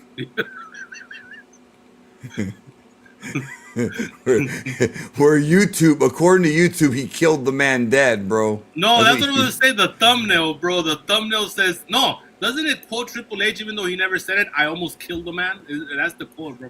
I think it's the pedigree almost kills wrestler or something like that, bro. Which is bullshit. Even though I think it was pretty safe, it just looks wacky. I'll take my coffee black. All right, WrestleMania Sunday, bro.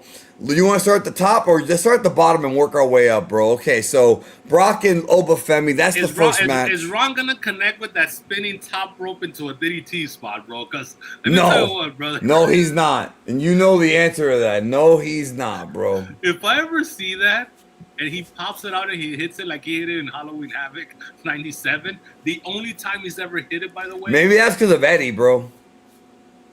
I don't know, man. I think so because he did kind of. You have to kind of hold on.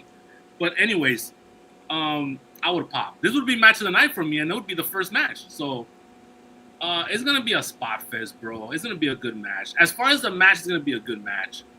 As far as me carrying, the answer is no. I think Penta's gonna retain the title. I was talking about Brock and Oba, but okay, go ahead. Yeah, I don't care either, bro. You're a dick, bro.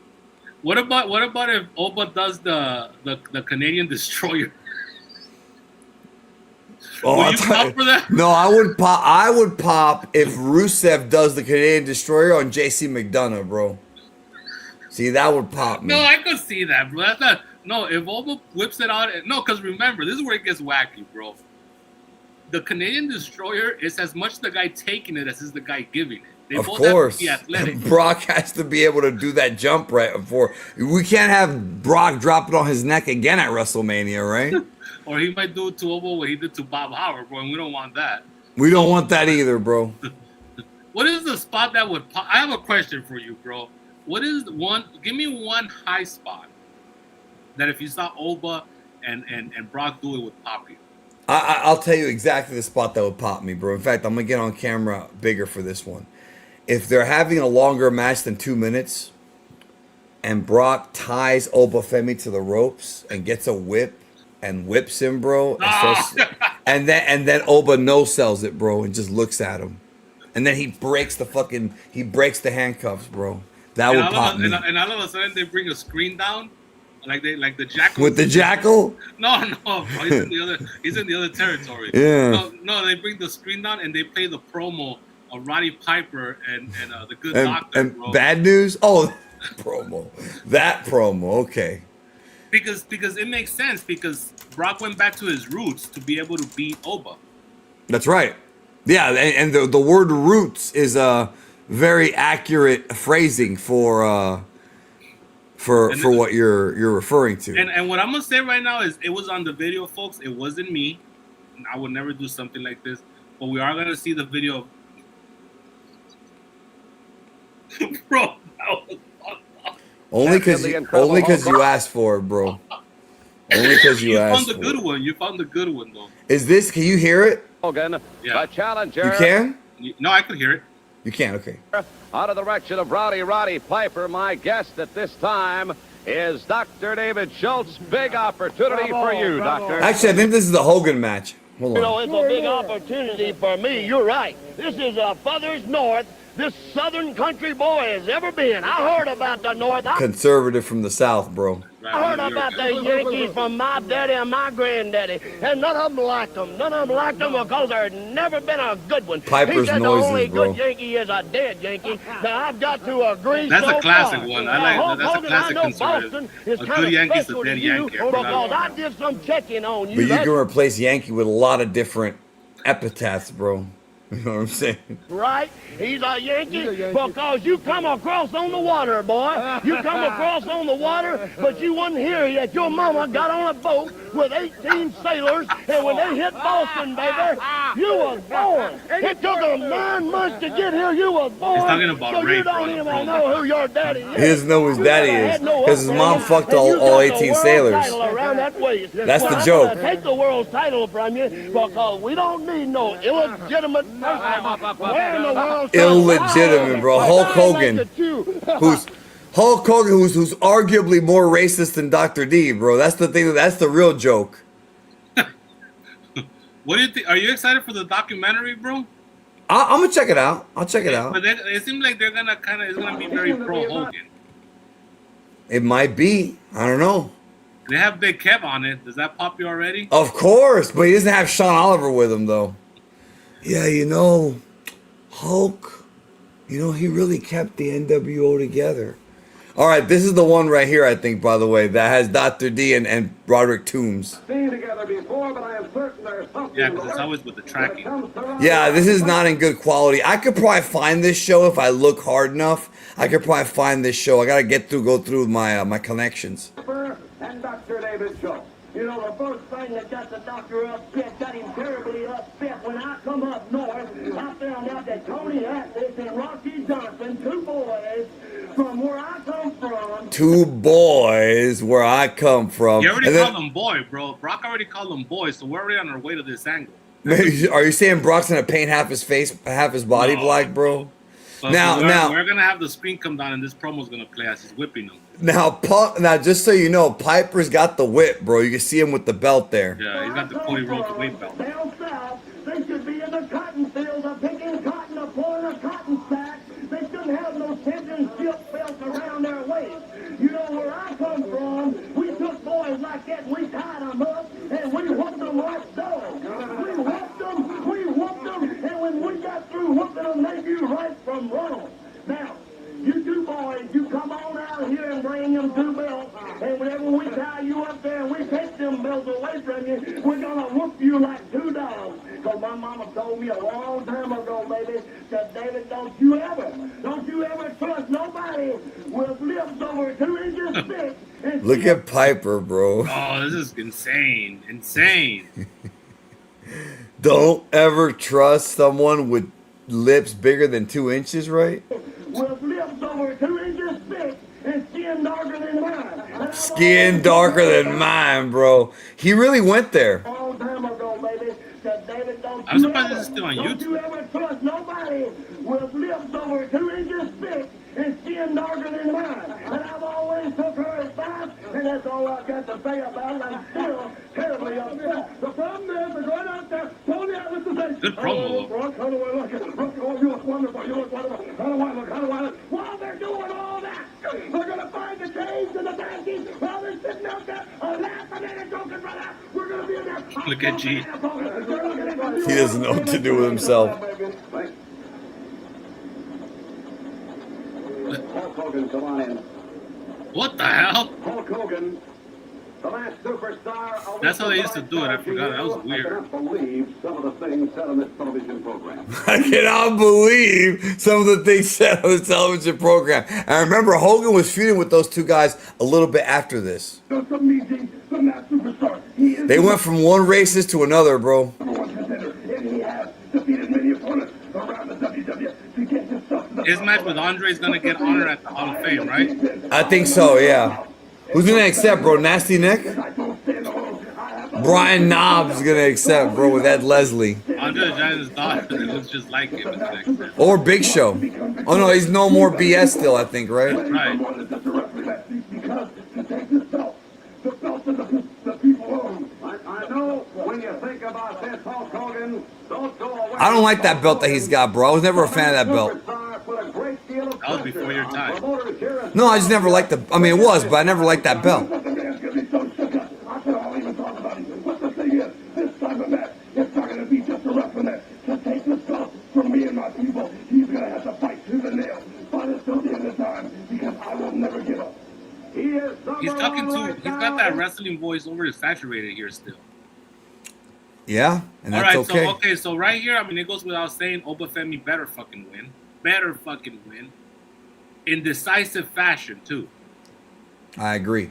Okay, so here's the so we know that Obafemi's gonna win here. Now they have to rehab Brock through the summer to get him ready for Gunther. So he's gonna feud with somebody that he's gonna be able to beat, like whatever. Maybe. I mean, they could always have him go and lay people out, like, and not beat them, quote unquote. You know what I mean? How many matches does he actually have left, though, besides SummerSlam? I think maybe 2 more, maybe one in the middle, and then the last one. Yeah? That's what I'm Maybe. thinking. Maybe. I don't know. All right, so that's gonna be the first hour on ESPN. Yeah, now that's regular ESPN, not just the app, right? Yes, the night 1 is ESPN 2, night 2 is ESPN 1. Oh, it doesn't say that here, but okay. All right, now we have the rest of the card. Sami Zayn, Trick Williams. That might be a 3-way. I don't think the winner matters. I think the whole point of this match is to get Trick over. So I think Trick's going to win probably, but the idea is to get him over on WrestleMania. I think that Sami Zayn's chance of being world champion could come next year in Saudi if they decide to go that route. They have a lot of rehab to do with that guy. They have a whole year to rehab him because he needs it. They can do it, though. They can do it. They can do it. No, So do you care?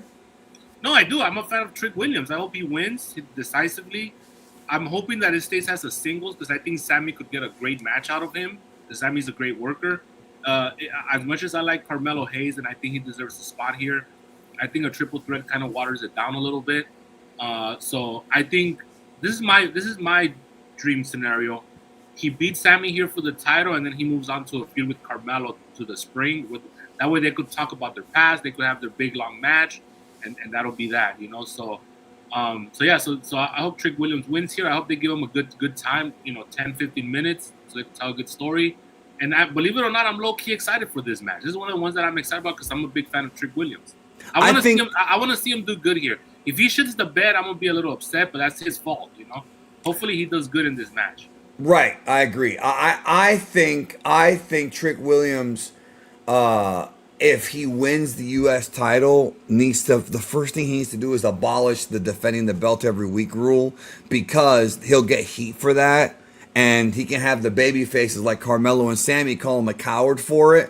But then he can just say, if you want to see me, it's going to have to be on pay-per-view, or, fork out the good money or whatever. Something like that somebody who's like a businessman heel would do. So the only problem with that, bro, is that WWE has the babyface general managers now, and I could see Aldis telling them, no, you have to defend it tonight, and everybody pops. Well, it could also be a thing where he negotiates with Aldis for more money, because then at least, like, if they're gonna do that, he's gonna be a smart businessman about it. He'll be saying, "Well, I'm a big star. I don't have to wrestle." He can do something like that, bro. Like Montalvo Porter when he first came in. Bro. Exactly, bro. The atheist Muslim, bro. And you know what they have in common. All right, so Jade Cargill, Rhea Ripley, bro. We talked about this already. In too in this match. Do I have to say it, bro? The first. Bro, you're mean. Bro, I gotta tell you a quick story, bro. So last week the Chinkster came over, right? We went to Brazilian Steakhouse. So he parks. This is why I want you to meet this guy, because he's a walking cartoon character, bro. He's a walking Quentin Tarantino character. So he parks his car outside, whatever. And he's like, "Hey, open the garage. I have the trash for you," because they took the trash or whatever. We went it back up. So I opened the garage. Now I want you to know that my neighbor on this side is a Spanish gentleman, a Hispanic man. And Chink... I mean, he's a dope dealer then. Chink... Well, no, he's an older guy. He kind of looks like George Lucas a little bit. So Chink comes out of the car and he goes, you like how clean it looks? I had this spick take care of it for me. He did a real good job. And I look over and I see the guy go like this, bro. No, that's no. I wouldn't care. Yeah, but that's the joke, is that we're also Hispanic, bro. He's Cuban and so am I. It's like the N-word with the blacks. We can say it too. No, I would probably pop once and then I would just get annoyed. That's how I would see myself. I pop once and then that was it. So next week is gonna reset and then you'll pop again for something dumb you'll say. Oh, of course, yeah, something dumb, but not the same thing. Definitely not the same thing. All right, so Ron Mysterio Jr. Paul Pfeiffer versus Jade Cargill. Who do you got, bro? Paul Pfeiffer or Jade Cargill? Paul Pfeiffer? From the Wonder Years, bro. Wait, let me look that up. Rhea Ripley looked like Paul. No, when she looked like a dude only, which is most of her matches. Let me see, because I need to look at what this man looks like, bro. Chad, back me up. Does Rhea Ripley look like Paul Pfeiffer when she's all like in her? I don't see it. Honestly, I don't see it. No, because she looked like Marilyn Manson, who looks like Paul Pfeiffer. Joshua Pfeiffer? Joshua Pfeiffer? Is that who you're talking about? Never mind, bro. You were watching beta cartoons while I was watching the Wonder Years, a real show. No, I never saw the Wonder Years. I really didn't. Maybe I was watching cartoons. Weird. I don't remember. Weird. All right, I'll look at Paul Pfeiffer. You're fucked up. All right, bro. So here's the deal with this next match. This is what worries me. Uh-huh. You know what? I don't give a fuck, honestly. But okay. Typically, the Demon he squashes people. Yeah. So I'm gonna see a squash here, bro. Well, I think Dominic's gonna lose, but I don't know about a squash. Remember, the Demon squashed a guy that refuses to do jobs, and that's Bobby Lindsay. He squashed him in 4 minutes at WrestleMania 30, whatever. Well, he refused to do jobs in AEW like Rusev, but not necessarily here. No, he had a rep there too, but not, obviously you can't get away. That's why he left, bro. That's why he left, because he didn't want to do jobs to fucking. I thought it was because Paul was fucking. Paul didn't like black people, allegedly. No, look at NXT, bro. Are you kidding me? Or even look at what he has. Yeah, but that's Shawn Michael Hickenbottom, not Paul. What do you think about saying suplex? Was Dom the right guy to bring out the Demon? No, bro. Here's the better question: is WrestleMania the right time to bring out the Demon? And the answer is yes. It could be Dom. It could be fucking Penta. It could be Paul Pfeiffer. Doesn't matter. The Demon was gonna come out at Mania. When was the last time he was the Demon, bro? Against Adam Copeland, bro. Cope. That's right. And he lost that match too, which the Demon almost never loses. Yeah, but they stopped it to fucking staple his forehead, bro. Beta. That's right. I remember that now. And I was That's there right. live, so I didn't even get to see the smoke and mirrors you saw on TV, bro. I literally saw a man getting medical attention in a Hell in a Cell match because it's beta. Yep. Thankfully, Shane O'Mac blew out his ACL a short time later, bro. Down goes the money. You know what? Bro. I shouldn't be laughing at that. For my enjoyment, he blew it. And Snoop Dogg did the elbow drop, bro. Yeah, well, you gave credit for it, even though the bitch referee. The bitch referee told him exactly what to do. Yeah, so did Bobby Lindsay leave because they wanted him to do the job to Bray Wyatt and he's fat and he didn't want to do it? Yes. No, but he left the year after, bro. He left the year after when they wanted him to do the job to that fake Aleister Black. What's his name, bro? The one that left the territory last year? Karen Cross? He was supposed to job to him? Well, they had a feud. Remember they feuded for like a year? I do not remember that, bro. It was Private Party and Bobby Lindsay. That's right, against his group. I forgot about Private Party, bro. Versus the Arthurs of Pain or whatever the fuck their jobber name was. Right. And the fake Aleister Black. And all those guys are gone, bro. Yeah. Sad. Well, one of them left because he didn't want to do a job. The other 5 or whatever, I don't know why they. No. The Street Profits are still there. But they haven't been on TV in a long time. Bro, did you see? What's the name of the tall one that was going to be the next Shawn Michaels? Montez Ford. Yes. Did you see that he killed Kellogg's? No, I didn't. He killed Kellogg's. He went to computer school. They have because what happens is that they throw him on NXT house shows to train the young kids, both of them, Montez Ford and Ford Montez, the other guy, and so Ford Montez is his name in Japanese. Oh my God, you're right. Oh, you saw it. You found it. I just looked it up. Let me see if I can put it on screen. Bro, you like to put down fat. You like to fat shame people so much. Well, I knew you were gonna get a kick. I've been there and I've done that, bro. No, it's called projection, bro. This is him, right? Yes. You know what? I'm gonna give you a free one, bro. I ain't even gonna charge you for the session. You know why you don't like fat people, bro? Because it reminds you of who I used to be. No, it's because and also, you're the one that doesn't like fat people. Historically, on this show, you're the one that doesn't like fat people. Listen, am I lying? I'm gonna tell you why you don't like fat people. This is the guy who, on episode 5, apologized for going after dietarily challenged women. Listen, bro. You don't like fat people because that's one of the things that you hated about yourself. That's what we call projection. A lot of people don't know what projection is. They confuse it. So you couldn't even pop a Montez Ford killing Kellogg's because I killed the joke. Well, no, you didn't kill the joke. I was just in shock that this is the one you're talking about, right? Yes. And it made he looks very different, bro. Very different. So there's some, I don't know, bro. I don't want to make assumptions. I think something happened in that marriage, bro, that nobody's talking about. Bianca? Yeah. Is that why she's been gone for a long time? Yeah, because she also got big too. But she's a big girl. She's always gonna be. She got like Gina Carano big. Oh, okay. So she didn't kill Kellogg's then. She didn't go to computer school. Oh, bro, Gina Carano was huge, bro. I know she was, but I'm talking about Bianca Belair. Type in.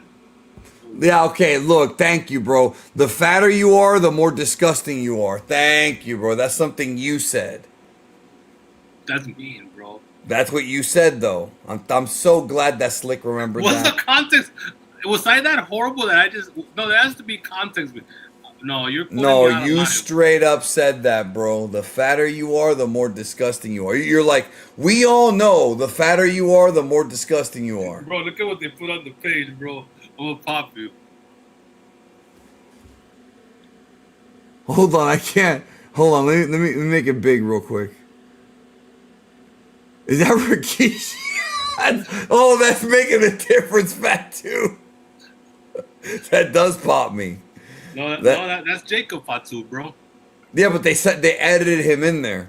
So who's all right? So who's bigger now, Jacob Fatu or Montez Ford, bro? I don't know, bro. That's a good one. Watch Kevin Owens come back skinny, bro. I like Jacob Fatu's theme song. Ooga chaka. All right, we got one match left. I'm glad that I give you that info. You didn't know that Montez Ford got that big, huh? I had no idea. No clue. I didn't know what they were doing. I want to address this super chat here. I was supposed to watch WrestleMania with my mom, but sadly she passed Friday. Fuck cancer. I love you, Geekdom. Always lifting my spirits. Well, I am very I'm sorry to hear that. Yeah, I'm sorry to hear that. Jake. Very sorry to hear that about your mom. And I would like you to enjoy WrestleMania, but I know that it's going to be difficult because that'll be in the back of your mind. And I've been there. Yeah, and it's so fresh that there's really nothing me and Danny could say. You're in pain right now, and that's okay. It's part of the process. And I will say I didn't have that experience with my mother, but my mother loved Titanic, the James Cameron Titanic, and I stopped watching that movie for like 5, 6, 7 years because of her. Could you tell the marks, bro? Could you tell the marks what my favorite line in that movie is? I hope you enjoy your time together. Is it that that's one? Not my favorite line, bro. The very conservative line. She put the diamond in the coat. She put the coat on her. No, this is a very conservative line that I always follow. Remember the captain. If I've said it once, I've said it 1,000 times. Women and machinery do not don't mix. mix. That's right. That was the designer, bro. That was the designer. It was the sign of the times, bro. I love that line, bro. Women and machinery I like the do not acceptance of mix. that line too. Like all the men in that picture, they're like, "Oh yeah, of course, yeah." Like it's just understood that a woman has her place and a man has his place. Which you don't agree with. Me or Kid Wilson, bro. But evidently we're gay because we don't agree with that. So does that mean that me and Jelly Roll do agree? Well, do you guys agree with that statement? Not necessarily. It depends on the woman. But for me, it should be, yes. So you're saying that a dishwasher is a machine, so therefore they do. That's the only machine that can work, bro. That and a frying pan. All right, what is the nicest hotel each of you have stayed at? Well, this is a very interesting question because I stayed at a 5-star Hilton, I think it was. But you slept in the parking lot. Is that what you were going to say? No, that would have been a good punchline. But it was right in the middle of Newark, New Jersey.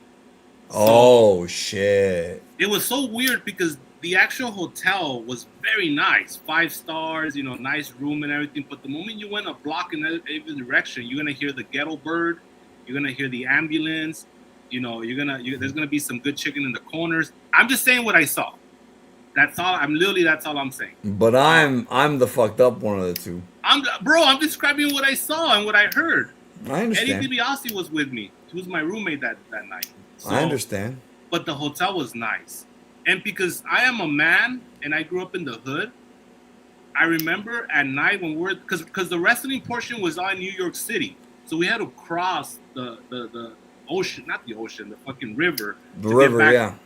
Through the train, right? I didn't get a fucking Uber, bro. Because Rio recognizes Rio. The train left us after crossing the whatever. I walked it to my 5-star hotel, and it was about a 3 to 4 block walk. Now, was I shitting it when I walked it? Yes, I was. But I was not gonna be a pussy and get an Uber to drive me through 2 blocks, bro. Was this when it was raining really hard?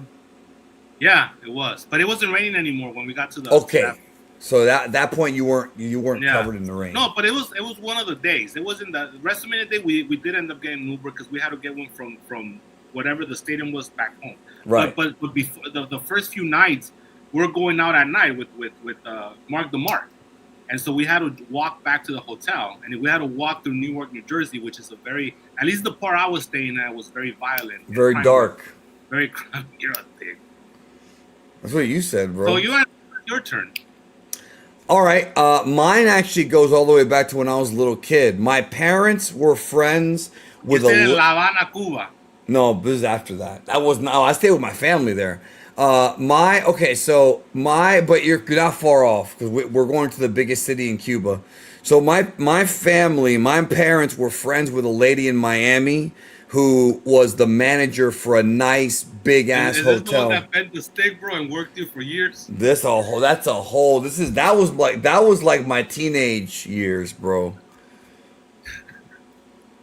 I like how my stories pop you, bro. Why does that story pop you so much? Because the work is in the story, but you didn't see it. Even now you don't see it. I know. I don't think he worked, man. I think he did. He actually did it. Yeah, bro. He put his back.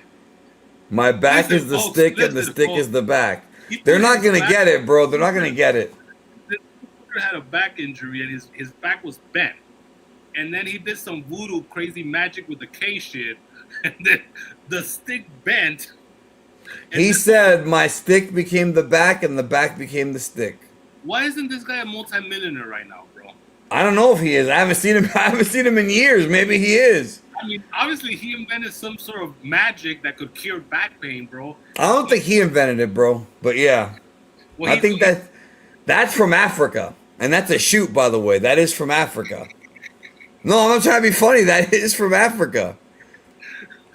From the darkest, like Akeem, bro. See, this popped me. Magic, all of your presidents. See, that pops me right there, bro. Some of your presidents, all of your presidents. Yeah, ironic weed or weeb or whatever the fuck. Yeah, Santeria, bro. That's what it was. That's right. No, that is what it is, bro. And then this guy said the elder god. That's a different thing, bro. That's the other worker, bro. He's a wrestler too.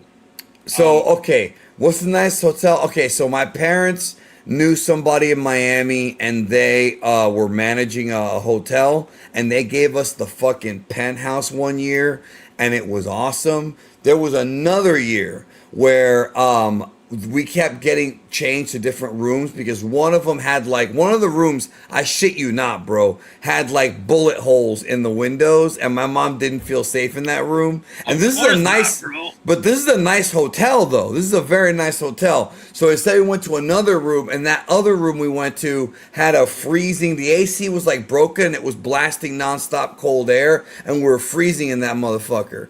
So then we went to another room that something was wrong with it, and then what happened was she hooked us up with a bungalow. Now, I don't know if you know what that is, but here's how the gimmick works. There's a hotel that has certain floors, then there's the pool area, and then there's the beach behind it. So you would go in the hotel down, and then you walk to the back pool area where you have your little tables and the pool. And then on the right, you had bungalows, which are these little, they're hotel rooms, but they're not attached to the main building, but they're owned by the same people.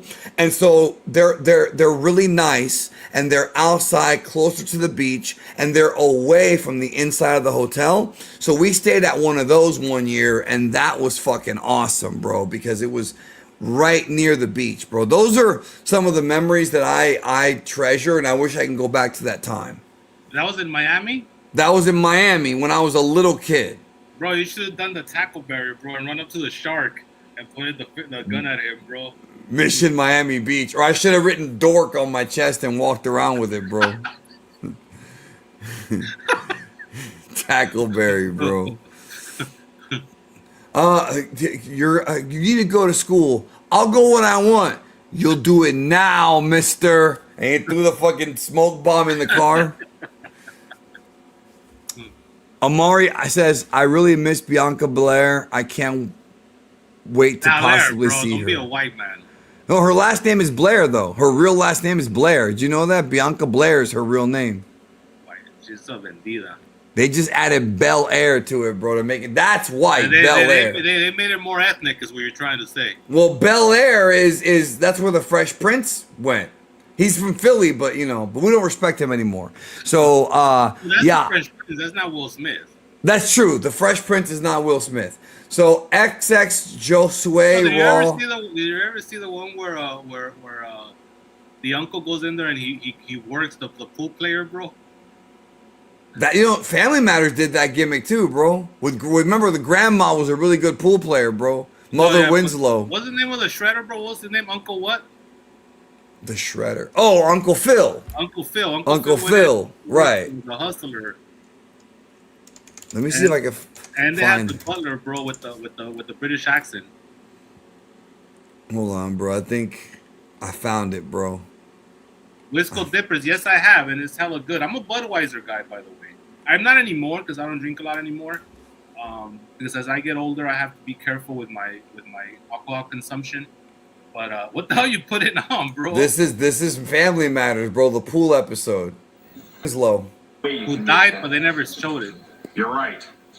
But she will. Do your stuff, mama. But it's really So notice how much of a work it is. They don't even show the hand from this angle, bro. So it's probably a white guy. Let's keep it real. This is as big a work as a Santeria guy, bro. No, this is way bigger. The audiences, they probably they probably did the gimmick where they like paused the shoot. I don't know how they showed did the it. video. Yeah, Maybe. yeah, maybe. All right. As Bro, far as Slick- saving the Slick said that show, Uncle Phil was killing Kellogg's, bro. oh, well, that's a fact. So was No, that's Carl. why he passed away, bro. That's why he passed away. Save this video. I need to listen to it back. I probably will save it. It might be down for a day or two. I doubt it will be because we don't have any WWE footage, but it's also available on Twitter, bro, on my ex at Emperor What Big D. entitlement of this job? Are they also entitled here, bro, on YouTube? They're very entitled, but I don't think he's being entitled. Save this video, bro. Because I don't think he's entitled. I think they're Roll worried. around me. I think they're worried because it went down before, but every time it goes down, it comes back up in a couple of days. All right, main event, bro. Punk and Reigns. I have an idea for what they're gonna do. Give your your Big Vince Russo elaborate Starrcade '99 finish.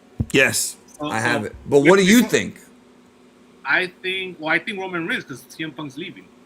I think so too, but I'm saying, how do you think it's gonna go down? Are we gonna see Saving the World Fatu show up or No, bro. Why are we gonna do that? making a difference? With I don't know, because he's Samoan. He can't even get in for free, bro. He said it himself. No, I meant the Jacob, bro, not the guy who works there, not the guy who used to work there. No. I think they're doing their own thing. I think that dream of me and you wanting to see Roman versus Jacob is never gonna happen, bro. It came and went, and that's it. They're doing their own thing. No, I think there's gonna be shenanigans because Punk ain't gonna do the job clean, bro. He's a fucking egomaniac. So there's gonna be shenanigans for sure. Fuck, there's no other family. They're saying that they're gonna debut that Zula Fatu, bro, but I don't believe so. He doesn't have a name. I don't believe it either. You know, I know that they debuted Solo in that Clash at the Castle, and he costed Drew the belt, but that was a B show. Wasn't Solo already in NXT for a little while before that? Yeah, like in MLW or some shit. Jacob definitely was. Oh, Jacob was awesome on the Indies. He was the top guy in MLW for a I'm while. hoping that they let Jacob do the Jacob Fatu Indies match, bro. Which I always Drew? say that, but they never do. Yeah. Okay. Anyways, I'm gonna go. Roman Reigns wins the belt. Shenanigans, bro. I'm gonna let you take over because I know there's gonna be shenanigans. I just don't know what. Like, I don't know how they're gonna get out of it because there's really nothing. What are they gonna do? The Usos again? Like, I don't see it. So, what do you think is gonna happen? Walk me through this elaborate changing the world angle that you have. It's not that elaborate. How many lawyers does it have? No, listen, it's not that elaborate, right? It's what I think they might do, but I don't think I don't know if they're actually going to do it. I will say this, bro. I think Ari's going to tell Punk that for the show, there's going to be a spot where Roman's going to feed you dog food. That's what I think is going to happen. What if Punk hits him with a can of dog food, bro? Just No, because whacks that's him. that's not. I think Punk is going to eat dog food. All right. Okay, I think that what you said about Rock, they're going to do it here. I think when Roman said calling on the entire Samoan family, blah, blah, blah, blah, and combined with Punk's promo on Raw, I think the final boss will actually show up here and fuck over Punk. Is it going to be after a double clothesline spot? I don't know about that, bro. I don't know if it'll be that great. But I think Punk is going to lose because Dwayne's going to show up and fuck him. And it's going to all go back to like the story that Punk said where Dwayne fucking fucked him before. And the fact that Punk went after like TKO and Rock represents TKO with Ari Emanuel. I think that's what they're going to do. That's my guess. I'm not saying I like it, but I think what they're going to do is that'll be the return of the heel bloodline with Roman and Rock as the leaders, and they're going to start that all over again. So that is my guess, bro. Two guys that are not going to be on TV most of the week. Unfortunately, I mean, I don't like it, but that's what I think they're going to do. Son Goku doesn't agree with you, bro. I don't give a fuck if he agrees with me or not. I'm telling you what I think they're going to do. Yeah, and this is the other thing too, bro. Dwayne showing up with that fucking nickel, what was it? How did it go, bro? Stack of dimes neck he's got now, bro. I don't know if it's going to be that impressive. I don't think he's that small anymore. He put a little weight back on. Well, maybe, but I think, okay. I want you to think about what you're saying right here, bro. That's not gonna happen. Guy, bro. That's not gonna happen, bro. That's not gonna happen, Navarra Jax, bro. That's not gonna happen because this is Frente de Vista, by the way. I know. Punk is gonna be the babyface / WWE representative, and Roman and Rock are gonna be TKO. And so when Roman leaves, people are gonna be pissed about it, and I'll give him heat. So what about if Punk is the new Tatanka, bro? You sold out, Lex. You sold out. 35% of people think that you didn't sell out, Lex, but 48% think you did. Well, you know what? No. Well, Marco's right. I didn't sell out. Well, no, they said that Lex sold out, but he didn't. It was Tatanka. Remember, that was the twist. Right. 48% were right. Yeah, the minority were right. Hold on a minute, bro. I wonder if there's anything I can find with that. This guy Wisco says, I wish we would have seen a CM Punk and Chris Benoit feud before the tragedy. They did have a match, bro, in ECW in 07. They were supposed to have one at that show is what I think he's talking about. Johnny Mundo, one of Danny's favorites, took over. This fucking, come on, man. You know, Lex, the whole world is going to find out that you sold out. You know that you sold out. More important. I love the Tatanka promo here, bro. Tatanka to the outside again. We got to go to the twist, bro, because this is the original version of Dwayne doing the fucking cutthroat gimmick, bro. This is wacky. I love this show. We never covered SummerSlam '94. This is gonna be cut out of the. I just watched it. This will be cut out. Give him a little more, bro. Give him a little more. And then before he found out that the Demon was not really the Undertaker. Well, this was the same night. That's what I'm saying, but he doesn't know yet. No, not yet. Not till later on when he loses. And he runs away. When Brian Lee did the JOB. So that might get cut from the final version of the show. I wonder if Ted DiBiase talked to that one guy that worked it with the stick, bro, to bring up the fake Undertaker. Either that or Bear. Bear could do it. Bear's a gimmick, bro. Well, Bear's also the best friend of Taker, so I don't know if he'd actually do that. Okay, so let's talk a little bit about Dynasty this weekend. Do you care at all about Dynasty? Wait. I still want to analyze Ted DiBiase going to the Santeria guy that worked you, bro. Oh my God. to conjure up. I mean, I don't know how to add to that. Because you gotta like, Ted DiBiase had to give something else up, bro. Like, it wasn't just money. Because, you know, these people, they want, like, your soul. Oh, wait, Dynasty's next week. Never mind. No, it's not. It's this week. I'm sorry, bro. Go ahead. Sunday. Bro, I think I could connect it more. So when Ted DiBiase goes to talk to the Santeria guy that worked you, yeah, he pays him money. But remember, Ted DiBiase thinks that the Santeria guy just knows how to bring back Taker because he's like a spiritual being. He has no idea there's a demon that's gonna come into play. Right. Now Santeria guy goes, I'm gonna need something more than money. What is it, Ted?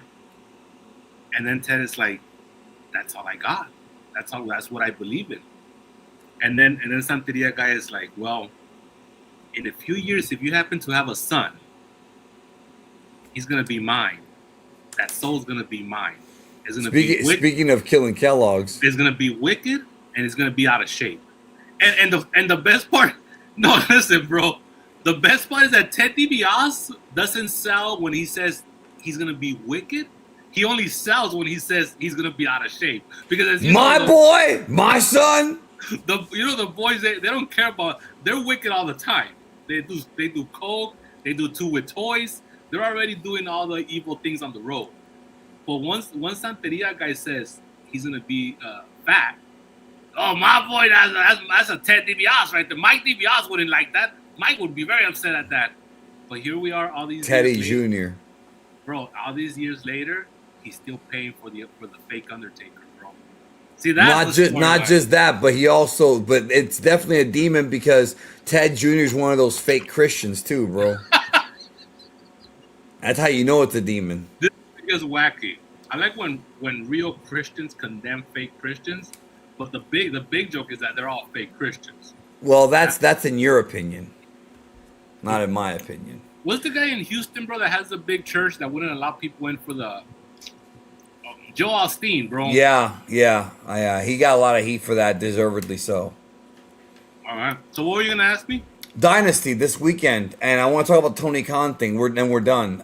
Dynasty, any thoughts? They don't have every match set up yet, but They only had 5 matches, bro. Which is well, so worrisome. far, yeah. FTR against Edge and Christian, Moxley against Will Ospreay, Andrade against Darby Allin, MJF, Kenny Omega, and Tekla, Jamie Hayter. Honestly, that's a pretty good card already.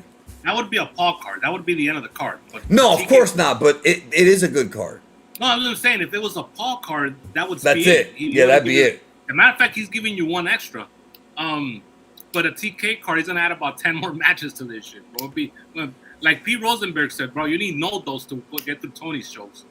But anyways, so when it comes to MJF, he's gonna have to win, bro. The chase is what's his name? Will Ospreay catching up to MJF. But the rumors Kenny and Will at the pay-per-view. I'm sorry, at All In. Kenny and Will at All In. That's the rumor. That's something TK's gonna have to decide. Either or, I'm in for that. I would love to see Kenny against Will Ospreay and have Will Ospreay's coronation. Right. But if you want a more traditional story with a villain and a good guy, you gotta keep it on MJF. See, this is what I'm telling you, bro. Like, this is what makes AEW so intriguing right now. Like, they have all these storylines, and you don't necessarily know who's gonna win. That's good booking. Like, Right. It is. It's gotten a lot better, and that was discussed in the interview. Not a lot better. Like, they're really good right now. Like, they're really good. You know, there's a lot better and there's really good. Because TK has made it to where you don't really know who's gonna win in these main events, and that's because everybody's over. So you really can't see where the lay of the land is. Same thing with Will Ospreay and Mox. Like, you know, you want Will Ospreay to win, but if Mox wins, I wouldn't be surprised. Like, so it's like, you know, so when you have a situation like that, you could build better drama in the meat of the match, which is what helps in the end. So that's another match I'm looking forward to. I love that they're gonna blow off something that happened way back in July, because Mox was the one that laid him out. This is what I love about this feud, bro. In August. It was in August, right? Right. This is what I love about this feud. When Mox laid out and took out Ospreay, The fact that Will came back with Curtis William Stryker and the fucking as Christopher Daniels playing him, bro. That was very Gino Mansuish holding the wood. Yes, it was. But okay, but here's the thing. No, I love how Mox was the #1 heel when that happened. Right. Now he's not. Traditionally, you would be like, fuck it, water under the bridge, we're in a new direction, let Will Ospreay. No. Mox took the break from being a babyface or a tweener, going back to being the heel for this feud, and then he's gonna go back to being a babyface or a tweener. I love shit like that, bro, because it respects the audience, it respects the investment, it honors you for watching consistently. Like, they didn't change the angle just because they changed faces to heel. So that's another cool match that I'm looking forward to. The bitches, Tekla and who's she wrestling? Jamie Hayter. I love both of those bitches, by the way. Jamie Hayter, damn, she's looking hotter and hotter every day. I think Tekla, because Tekla is kind of being pushed right now. Tekla's kind of the top heel right now. And I like her. She's got in the women's division. She got a nice little rear end. Who's next? There's three more. I went over. Okay, Andrade. I don't care about Forever the Revival and Edge and Christian, bro. I'm done with that's all gonna build towards a 3-way with the Young Bucks anyway, which is the big match coming up on the next pay-per-view. Right, and then Andrade and Darby Allin. Oh, Darby Allin is gonna pin Andrade, because I think the reason is that if Darby wins, he gets a shot at the AEW title. Yeah, again, there's a lot of contenders. That's the best part. And then Andrade is kind of like a jobber to the stars anyway. So Darby wins. This is gonna be a great match. And then that's pretty much it. I mean, Alex Winter and Marina Shafir's in the pre-show. So I don't give a fuck about those. I don't care about that either. That one of them is married to Will Ospreay. Right, Adam Winter is. Marina Shafir is married to Roderick Strong. And she has a nice ass too, by the way. Marina Shafir? This is like an intergender match when you think about it, bro. No, bro. Marina Shafir has one of them Blake Monroe kind of bodies. Now, how dare you? How dare you, bro? How dare you? You need your eyes fixed, bro. Now I'm convinced you need your eyes fixed. All right, so Tony Khan was on Vince Russo and Coach's podcast. It was called Coach and Bro, and I really liked it. So Russo brought up the scrums. Tell the people how they Russo worked it for $5 at once. He didn't work me. I gave him a super chat, bro, and I asked him. But he didn't really answer it. No, he didn't. He did fuck up. I asked him where they were going to go with AJ before Hogan came in and changed all the storylines in 2010. He said, we're probably going to keep him as champion. And that was it. I was hoping for like a more like where he was going, but he doesn't remember, bro. It was 100 years ago.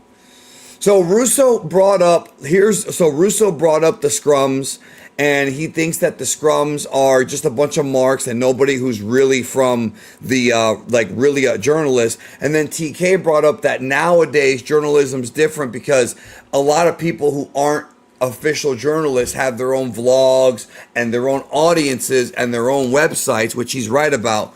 Russo made a joke too. So TK put Russo over as a good booker, bro. I'm not even kidding when I say that. He's like, I love what you've done with JCW, right? And this guy's right here, bro. Grant, I thought that was the best interview TK's done in a long time. They did push him with questions that were good. But like the Ariel Helwani one was good too. The second one. Of course. The first one was a disaster. Yeah, They didn't talk for years after the first one because of that. Yeah. But the second one was really good as well. Right. And so in the new one, the Russo one, he brought up so TK said that he likes how Russo's done creative things for JCW, and Russo's like, let me tell you right now, bro, you and Dave Meltzer are never going to be friends again after that. And then TK was like, well, you and him have different philosophies when it comes to wrestling, but you know, everybody has their own opinion. And then the one where TK came off real good, bro, is Russo asked him why he doesn't take more shots at WWE, because when they were number 2 in the Monday Night Wars, they took shots at Nitro. And this is the one where I thought that TK was gonna fuck up. But the way he answered this question, bro, was very, very mature and a great answer. He says, a few years ago, we were all very rebellious and we did take shots at WWE. But lately, I've chosen to take the high ground because those don't really help out our business. And he basically said, he's like, I know that we used to do that, but a lot of people have told me that they like the way I am now. And they'd rather I be nice than be, taking shots. Right. And that was a great answer because I always thought TK looked petty doing that. The difference between the Attitude Era and now is that it is like a different era. And now everybody knows everything, right? So that was good. Coach asked him if him and Shane McMahon were negotiating to have him come into AEW. TK said that Shane called him and was like, hey, I want to meet you and talk to you. Where are you going to be at? And TK was like, oh, I'm going to be in Dallas on this day. So they went to Dallas and they hung out for a few hours. Two trust fund babies hanging out, bro. Right. And then TK said he thought it was weird that somebody took a picture because it wasn't like a public thing. So they talked, right? He said that. And then, what was the other one? There's one more point I wanted to bring up to you. So that you kind of, I want to listen to it, but I can't get through Vince Russo. Maybe it's him and Coach. It's him and Coach. But I don't care. Just two fucking carnies. How much? Well, they're all carnies now. Yeah, I guess so. But I mean, but then I think what you're also describing is TK being a good politician. So he wasn't. He was more open. For example, they asked him. They go, so Russo goes, I remember watching the scrum when Punk went into business for himself. And he's like, I remember what I said, which is funny because he said the same thing that you and I said, like you and me. When Punk started going off, he said that when TK first got into wrestling, right? Like first started AEW, it was all like, wow, this is my dream to book and own a company. And Russo was like, that's great. But when that CM Punk thing happened, we said, welcome to the wrestling business. And that's literally what you and I said. We're like, now TK is getting a little bit of the dark side of the wrestling business. Not everybody's a nice guy. And they asked TK, they were like, what were you thinking? What was in your head when CM Punk was saying those things? He goes, the future of AEW. He's like, if it were up to me everybody would have worked together and everything would have worked out. But that's not how it happened, which once again makes me think that the Young Bucks, actually I know it, the Young Bucks refused to work with Punk no matter what after that. But I think TK, if TK had his way, he would have probably made the angle with Punk and the Elite, but they didn't want to do it. So that's what he said. He at least acknowledged that he didn't run away from it. So it was a good interview. It was actually less than an hour, or a little bit over an hour, but it was good, man. And they had good rapport, and it was respectful. They weren't like making fun of each other and shit. But why would they do that? Nobody wins there. Well, true. And Russo actually, no, there's another thing that you might not like this. Russo brought up, he's like, the first time I ever heard about your name is when you made a comment about me. And he goes back all the way to 2019, where he's like, you said that WCW was terminally ill and had a bacterial infection in the arm. And when I joined it, they had to cut the entire arm off, which is something that Tony said way back in 2019. But anybody that knows history, which Tony does, Russo was a big part of the demise of WCW. He was, but he apologized. A huge part. He apologized. He actually said he was sorry. He said, I'm sorry about that. He said, I am a history guy. Just like you said, he goes, now knowing a bit more than I did back then, probably because the Nitro book is out now. Now knowing more than I did back then, maybe I was too hard on you. And I actually respected that. Like, I have respect for somebody who says, hey, I fucked up, you know? But here's the thing, and me too. And that's the thing. The reason why I can't listen to Bischoff or Russo is because they've never said that. Bischoff has, though.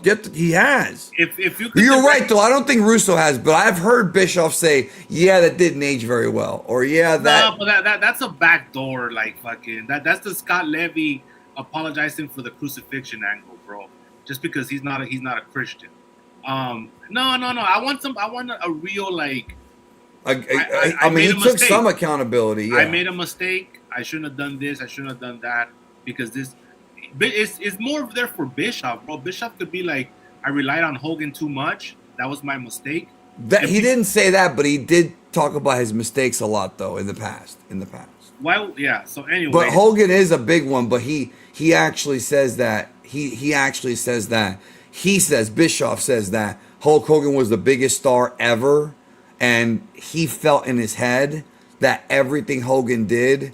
Like, you know this, bro. Like, Hogan, if you have Hogan with you, everything's going to be okay. That's what he thought. But the he problem was wrong. is that he should have known that no star lasts forever in entertainment. I agree. I agree with you. Beatles faded. Elvis faded. Michael Jackson? He faded, too. I mean, he stayed like mid-card over, but he faded from the top guy. He was top guy for a long time, though. Right. I'm going to go see his movie, bro. I'm excited. Are you... I know you're allergic to the movie theater, but are you going to go to that one? I was waiting for you to say that. Yeah, I am going to go. Did you hear about... That's the new catchphrase, bro. Allergic to the movie theater. I like that. Did you hear what they said about how that movie was changed? Yes. I have a question for you, bro. You do know how to finagle the stock market. I have a question for you. Hear me out. I do have stock in AMC. But this is where I'm getting at. So I don't play the stock market because it relies too much on capitalism, right? It's literal capitalism. It forces oppression. That's just the fact. So I don't do the stock market. I have my money. I do it because you have to, because I think. Come on, get out of here with that shit. But we're not gonna discuss that here. So AMC in 2019 was at something like $50 a share. 50, it was up there. It's 50, 60. It shot up for a little bit, yeah. No. It was always big before the pandemic. $100, $50, etc. Post-pandemic, it now finds itself at under $1. Okay. Yeah, I have $2.23. Listen to me, bro. Don't get the. Okay. I just wanted to tell you that. If people understand movies like I do, I understand the movie business. I'm a scholar. I get it. I know what's going on. I predicted this on many podcasts at the beginning of January. We're going to have an uptick in box office. We're going to have the best year since 2019, which a lot of people, including Tarantino, say that was the year that film died, which I agree with.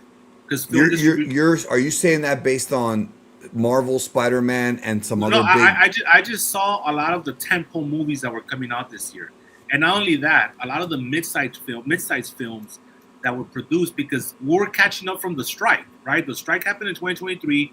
The writer's strike. We went back into production in 2024. So 2024, 2025 were going to be down years because we had no product because of the strike. So we were going to have lesser than films, very rushed films.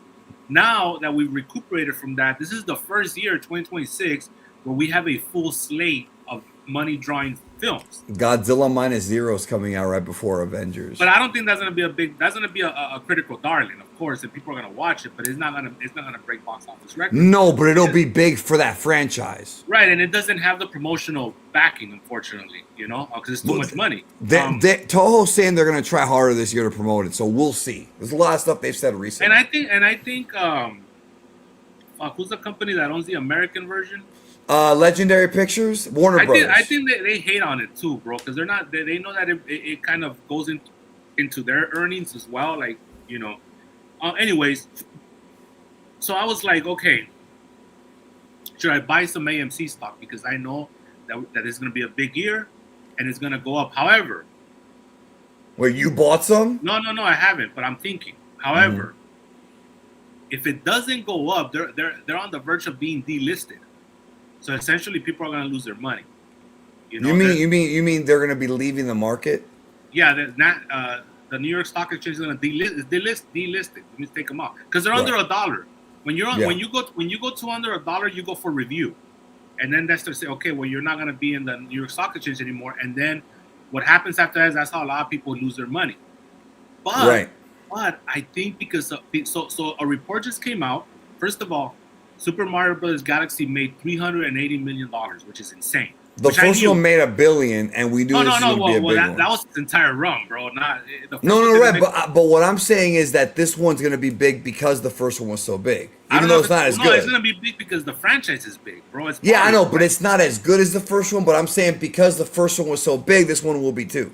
Right, it's going to be a gigantic success. So the report came out. The first 3 months of this year have already made more money than any other year after 2019. So it's on the up and up.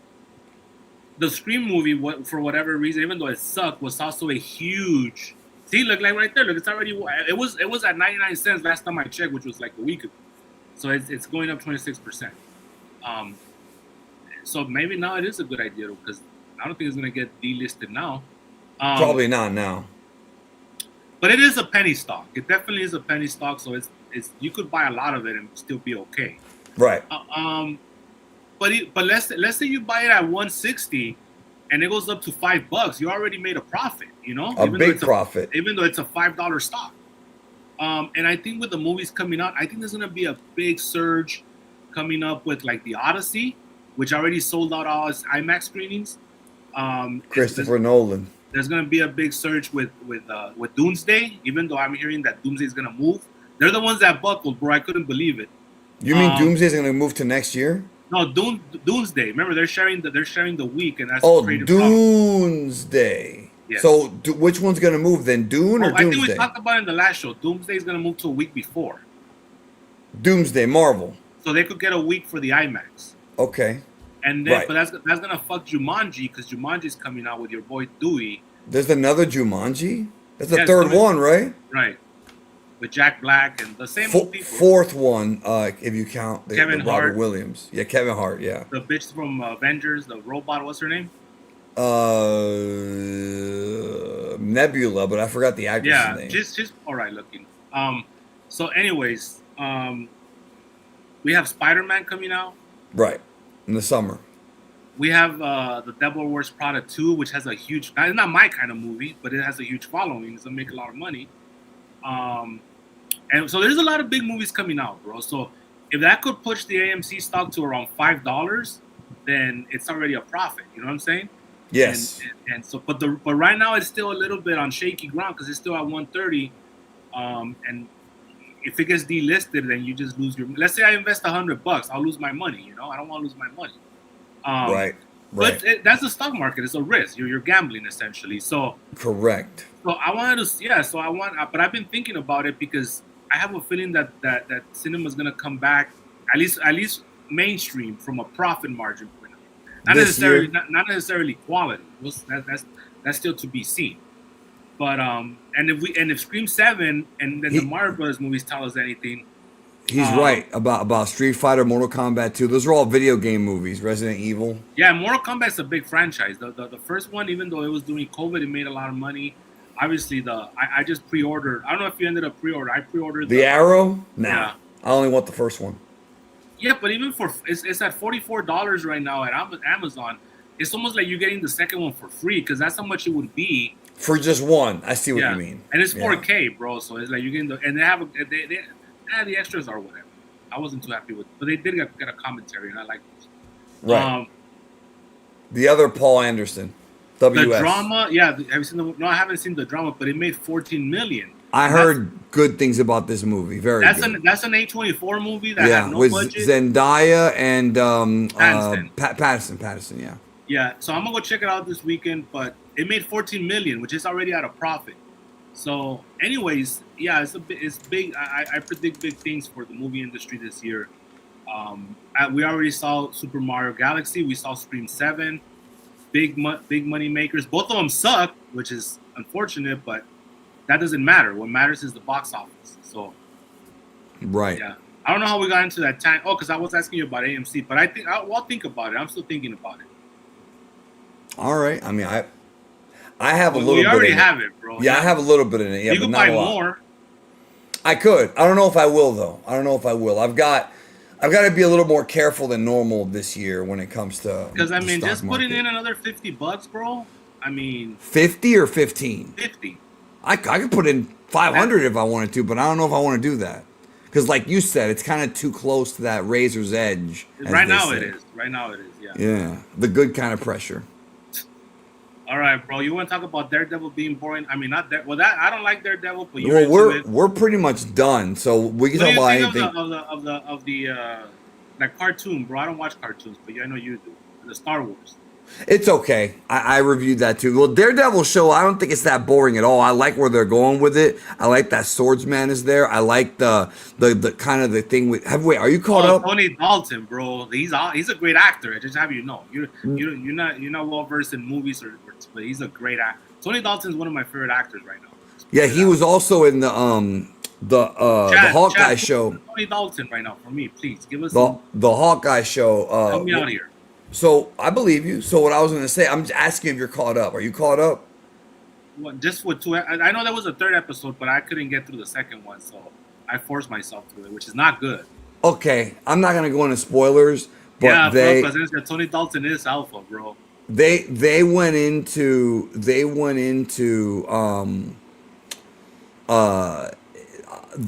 Kingpin's in a very strange and difficult position, and I like that. Like, he's a very complex character, bro, because he has a good side to him, and you can tell he does, but he's being manipulated by a higher power, not Vince McMahon, and it but he has that wrestler voice, bro. I can't get over that. That's not how he really talks. Well, I don't know how he talks. He was a comic book character, bro. So fucking. Oh, bro, the actor. Oh no, that's not how Vincent D'Onofrio talks. I thought you meant the Kingpin. What was I gonna say?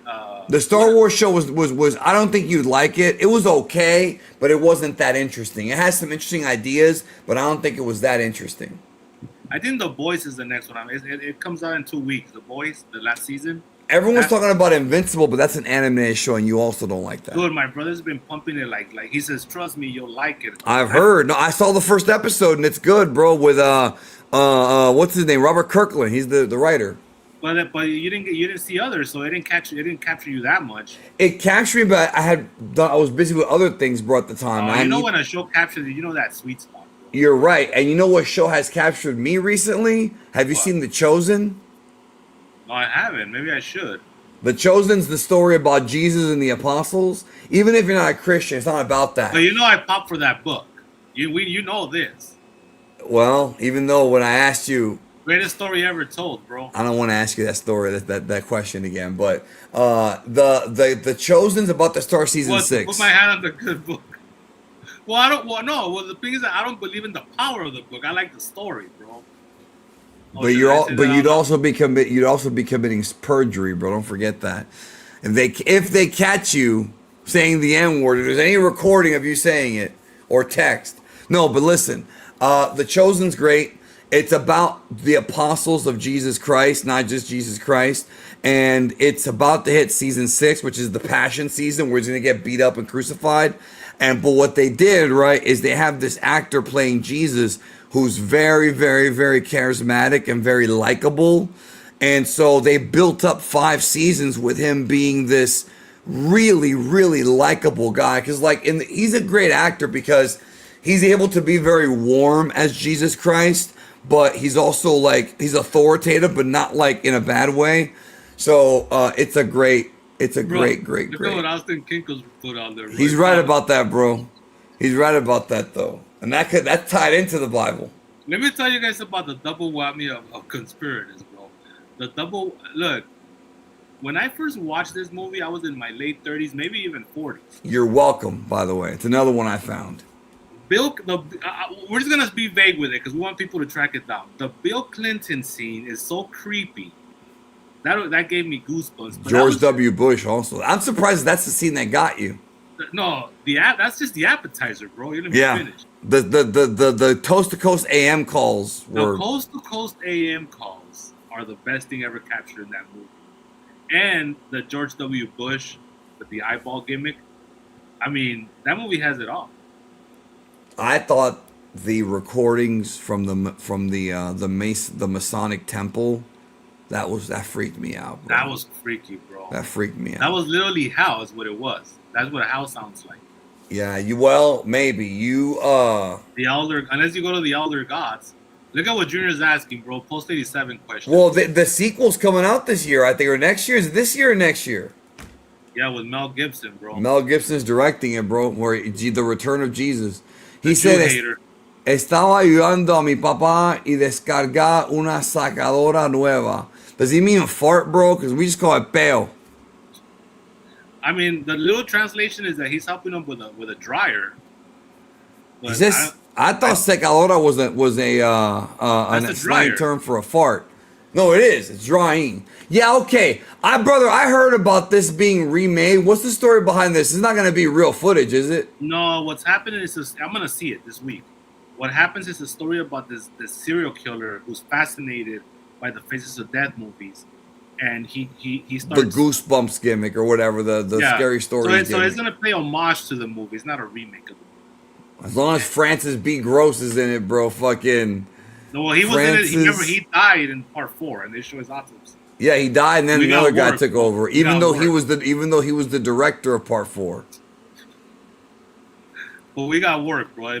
We got work. We got worked for years. That was a shoot. Well, some of it is. 2 and 3 has some shoot shit in it, but not everything. How long will Cody be champion, bro? No, I don't want to answer that guy's questions, bro. That guy, him and his Cody sucking, bro, it gets annoying.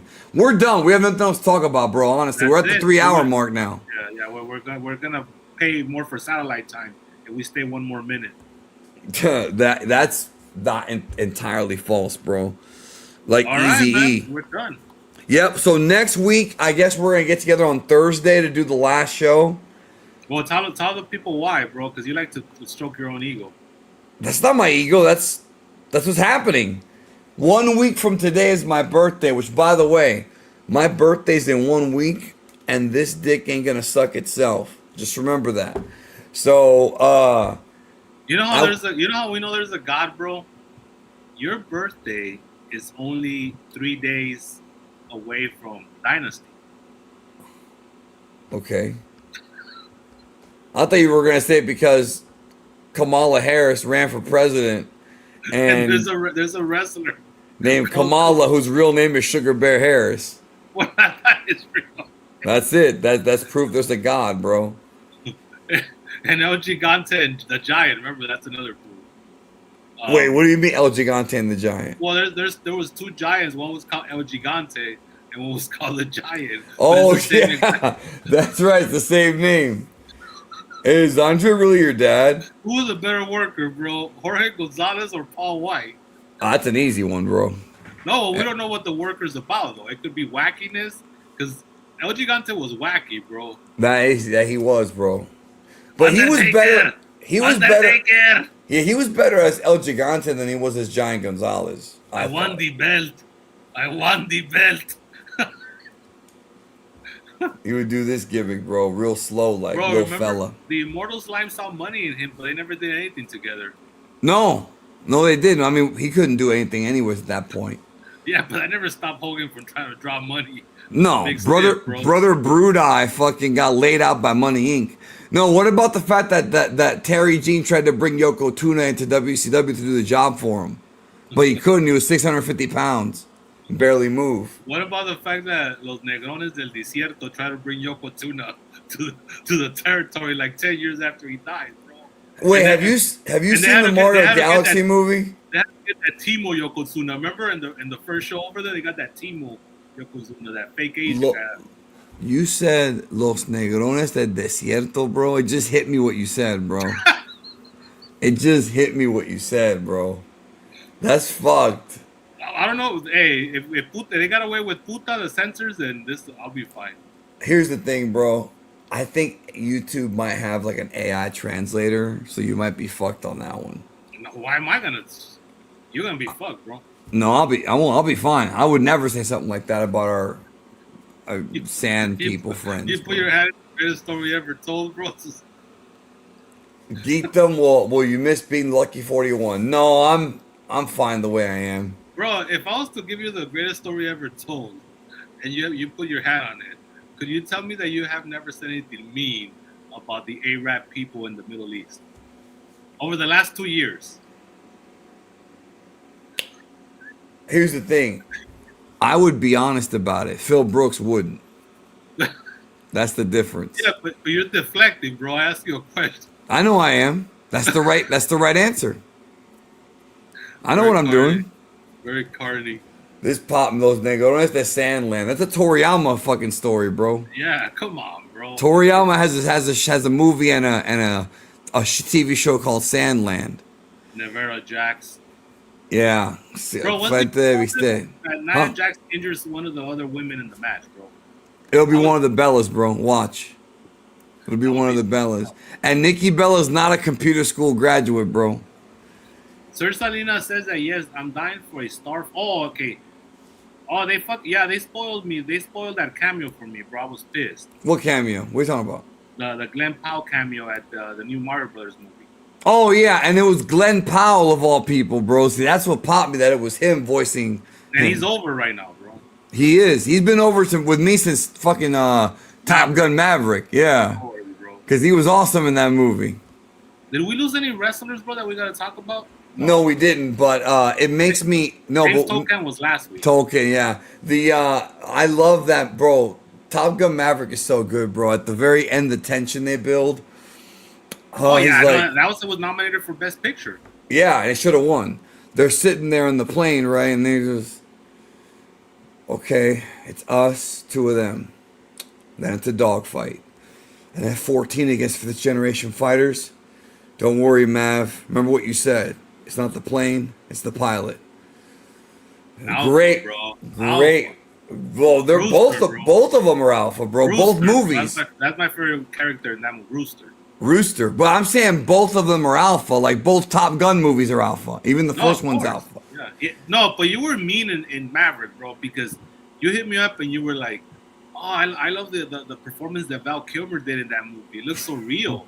I'm like, "Motherfucker, he's really sick. Like that was him." And then he died like a month later, bro. Yes, that was his last movie, bro. And he had the cane gimmick, and that was really him. He had to do that. Iceman. Yeah. He got throat cancer. I'm glad they wrote him out very well in that movie, bro. They wrote him out very well. And what's her name looked hot in that movie, bro? Not Penny. Kelly McGinnis, bro. They didn't bring her back. She got too old. No, not her, bro. Penny Benjamin, bro. What the fuck's her name? That actress, bro. She's in everything. I forget. No, I'm gonna find it right now, but we're not ending till I find it. Bro, She's in everything, you bro. didn't get bothered that they didn't bring back Kelly McGinnis, bro? No, I didn't care for her. Jennifer Connelly. Oh yeah. And she was hot in that movie, bro. And I like that she was kind of like in the same age range as Tom Cruise. And she was in Dark City, bro, one of our favorites. That's right. As the singer. Have you ever been to Shell Beach? Fucking rest in peace, William Hurt, bro. I love that actor. Have you shown the Marks the Crow yet? In the server? Yes. Actually, I showed them at a really bad time, bro. I showed them about a week after I had my psychosis over my ex with you. And that's a bad movie to watch when you're going through heartbreak, bro. But it's still a great movie. It's one of the best movies ever made, bro. That's in your top 10, bro, right? That's Alex Proyas from Dark City. That was his first movie. I know. And then he did Fight Club. No, wait, no. Oh, that was David Fincher. That was David Fincher. Yeah, David Fincher did The Game. Fight Club. I know he did Benjamin Button. Yes, which I don't really like, but it's all right for a one-time watch. I didn't either. What's the one before The Game, bro? Not, was it 7? Alien 3, he did 7, which is a lot of people's favorite movie. 7. That's 90, it. That was 95, yeah. The game yeah, but his Alien 3 is not the it's not the one he wanted to do. He left. He quit. Yeah. And then they fucked with it. Last thing, bro. Geek, what's your favorite Spider-Man? Spider-Man 2.1, which is 2 with all the deleted scenes put back in. I love that. Fire, bro. I bought the Blu-ray. And it's better, right?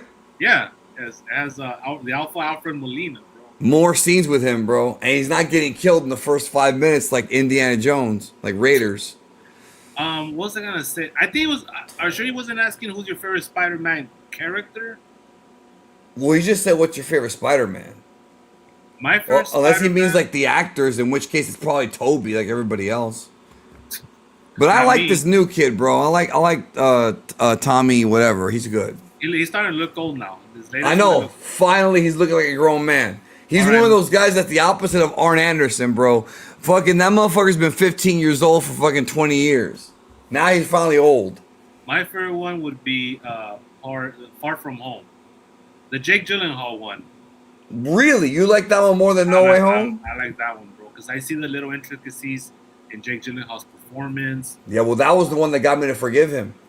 And I also see how much damage that movie, because that movie has repercussions, bro. Without that one, the next one doesn't happen. You know? Right. So I like that, how there was stakes. We'll see how this one is, but the J. Jonah Jameson mid-credit scene was awesome, bro. Yeah, even though it's a different J. Jonah. Well, it's a different one, but it's the same one. You know, they got J.K. in there, bro. Who I see now in the Farmers Insurance commercials. Bum bum bum bum. We are farmers. So see, Sangoku say my first Andrew Garfield. So he was asking for actors, bro. Yeah, he was tremendous in No Way Home. I thought that he really stole the movie, but I don't like the Amazing Spider-Man movies, those movies are so boring. I don't like them, bro. I tried to get through them like a month ago because I'm watching all of them back. Yeah. And God, part 2, bro, like it's unwatchable. Like it's just boring. It's bad. Now here's the thing. I'm gonna tell you something that before we leave. No Way Home was great though. So the ones for this month was Iron Man 3 and Thor Dark World. Now here's the thing about Iron Man 3, bro. That one won me over after a while. It won me over. Like that's a really good movie. Yeah. Like it talks about when it first came out, it sucked, and I remember you fucking went off on me for liking it. But now I agree with you because it's a Shane Black movie, bro. That's the thing. That's the thing you have to get in your head. It's a buddy cop Shane Black movie, but it's really good. Like it talks about Tony's panic attacks, like real life shit, right? Like that's because of what happened. Yeah, because isn't the Hulk he's a therapist? Well, that's at the end. That's a joke. Right. But he has those panic attacks because he feels helpless because of what happened in New York and he almost fucking died. And it's tied into Ultron because remember the whole purpose of this movie. Man, what happened to the MCU, bro? The reason why Ultron existed was because of Tony's insecurities with protecting the world. Right. And so his fear, and that led into Civil War as well. His fear created Ultron, which an alpha knows how to regulate their fear. Like you don't allow the fear to make decisions for you. You know what I'm saying? And so, anyways. Here we see the panic attack starting to happen, and then we have great performances, bro.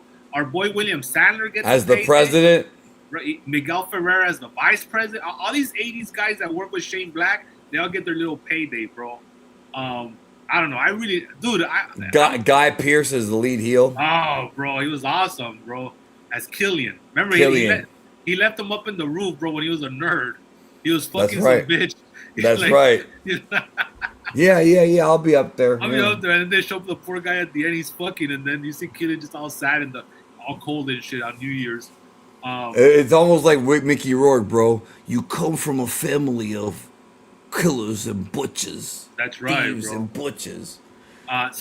He was awesome with that voice. So I have a new appreciation for that. Before we leave, as far as my wrestling watches, I'm in 1996 now in the Big Four. You know, I'm doing that. So I'm. Wait, what is the Big? Oh, that's right, the Big Four pay-per-views. Yeah, so 96 was not that good of a year for the Big Four. I watched the Royal Rumble 96. I'm not afraid of the dark. That one. Yeah, I ain't scared of the dark. There's that one. WrestleMania. I just got through WrestleMania 12, which is the Iron Man match, and then you got SummerSlam 96, which wasn't that good either. I'm watching, but it it right has now. Percy going heel, so. Yeah. Bro, and the Boiler Room match, they didn't bring big screens down. They just wheeled out like those little TVs that we had in our living room, bro. That's right. They put them on ringside. So if you got the nosebleeds, you're fucked. Can't see anything. Victor Venom was already in the company, bro. Oh, that's right. He was. But I'm getting excited because Survivor Series 96 is really good show. That's a good show. That's an easy show to watch. And then the Rumble's always fun. So yeah, so it's gonna pick up. You're going into 97, bro, which was a good year. But my goal is to go through all this shit and then eventually catch up to modern times. So that means I'm going to watch the Big Four from like 5 years ago, which is cool because I've only watched those one time in my life. So. Right. Yeah, that era is, yeah. So for the people that don't know, Netflix actually put up all the pay-per-views. So if you were lamenting them being off of Peacock, they're actually on Netflix now. Every single one of them. So you can watch them there. Right. So that's all I got, man. Yeah, well, the WCW YouTube channel is uploading old nitros now, so at least there's that, including the Hulk Hogan. There's the wall. That was the big, the angle that was dropped when Vincent Russo took over. Remember, they were building up that feud. From the ECW, Joe, but you know we've been looking for that one for years. So keep an eye out for that one. And that was in 96, right? Yeah, late 96. I just can't find it. Late 96, early 97. It was definitely around there, bro. ECW4. Who? Remember, they purposely ignored WWF. You know, the joke, bro. We're okay with WCW being the number 2 company. Throw in one of those Japanese companies as number 3. And he said it's so condescending, bro. One of those Japanese companies, bro. It could be Michinoku Pro for all you care. He doesn't care. And then ECW4. Who? And they all start laughing, bro. Bro, as much as we pumped up that joke in my head, I know that when I hear it live next time. No, you will. You will pop. It's gonna pop you. That's gonna pop you. Same thing with look at Scotty and Robbie. Scotty's looking jacked. That's around that time, bro. Hey, let me tell you something about Hulkster. That man can pound some sushi, brother. I've seen him pound it. No, it's great. Scott Hall has a lot of charisma. Was he trying to tell us that he fucks Asian women, bro? No, I think Hulk Hogan actually likes sushi because so remember that episode in 2019 of Raw where it was Legends Night? I wish I had gone. And Austin and Hogan were in the ring together. Hogan told a story that him and Austin went to have sushi that night, and that was in Tampa. And I was trying to figure out what restaurant they went to. There was a lot of them down there. Right. After the show, we went to go have sushi. All right, bro. Let's get out of here. All right, man. Have a good one. We'll see y'all next Thursday. Take care. I'll be back tomorrow on the Geekdom 101 YouTube channel. This is stream number 2 of 3 in a row. And, of course, I'll be back Saturday for Revisiting Dragon Ball on Twitch. So, later. Bye.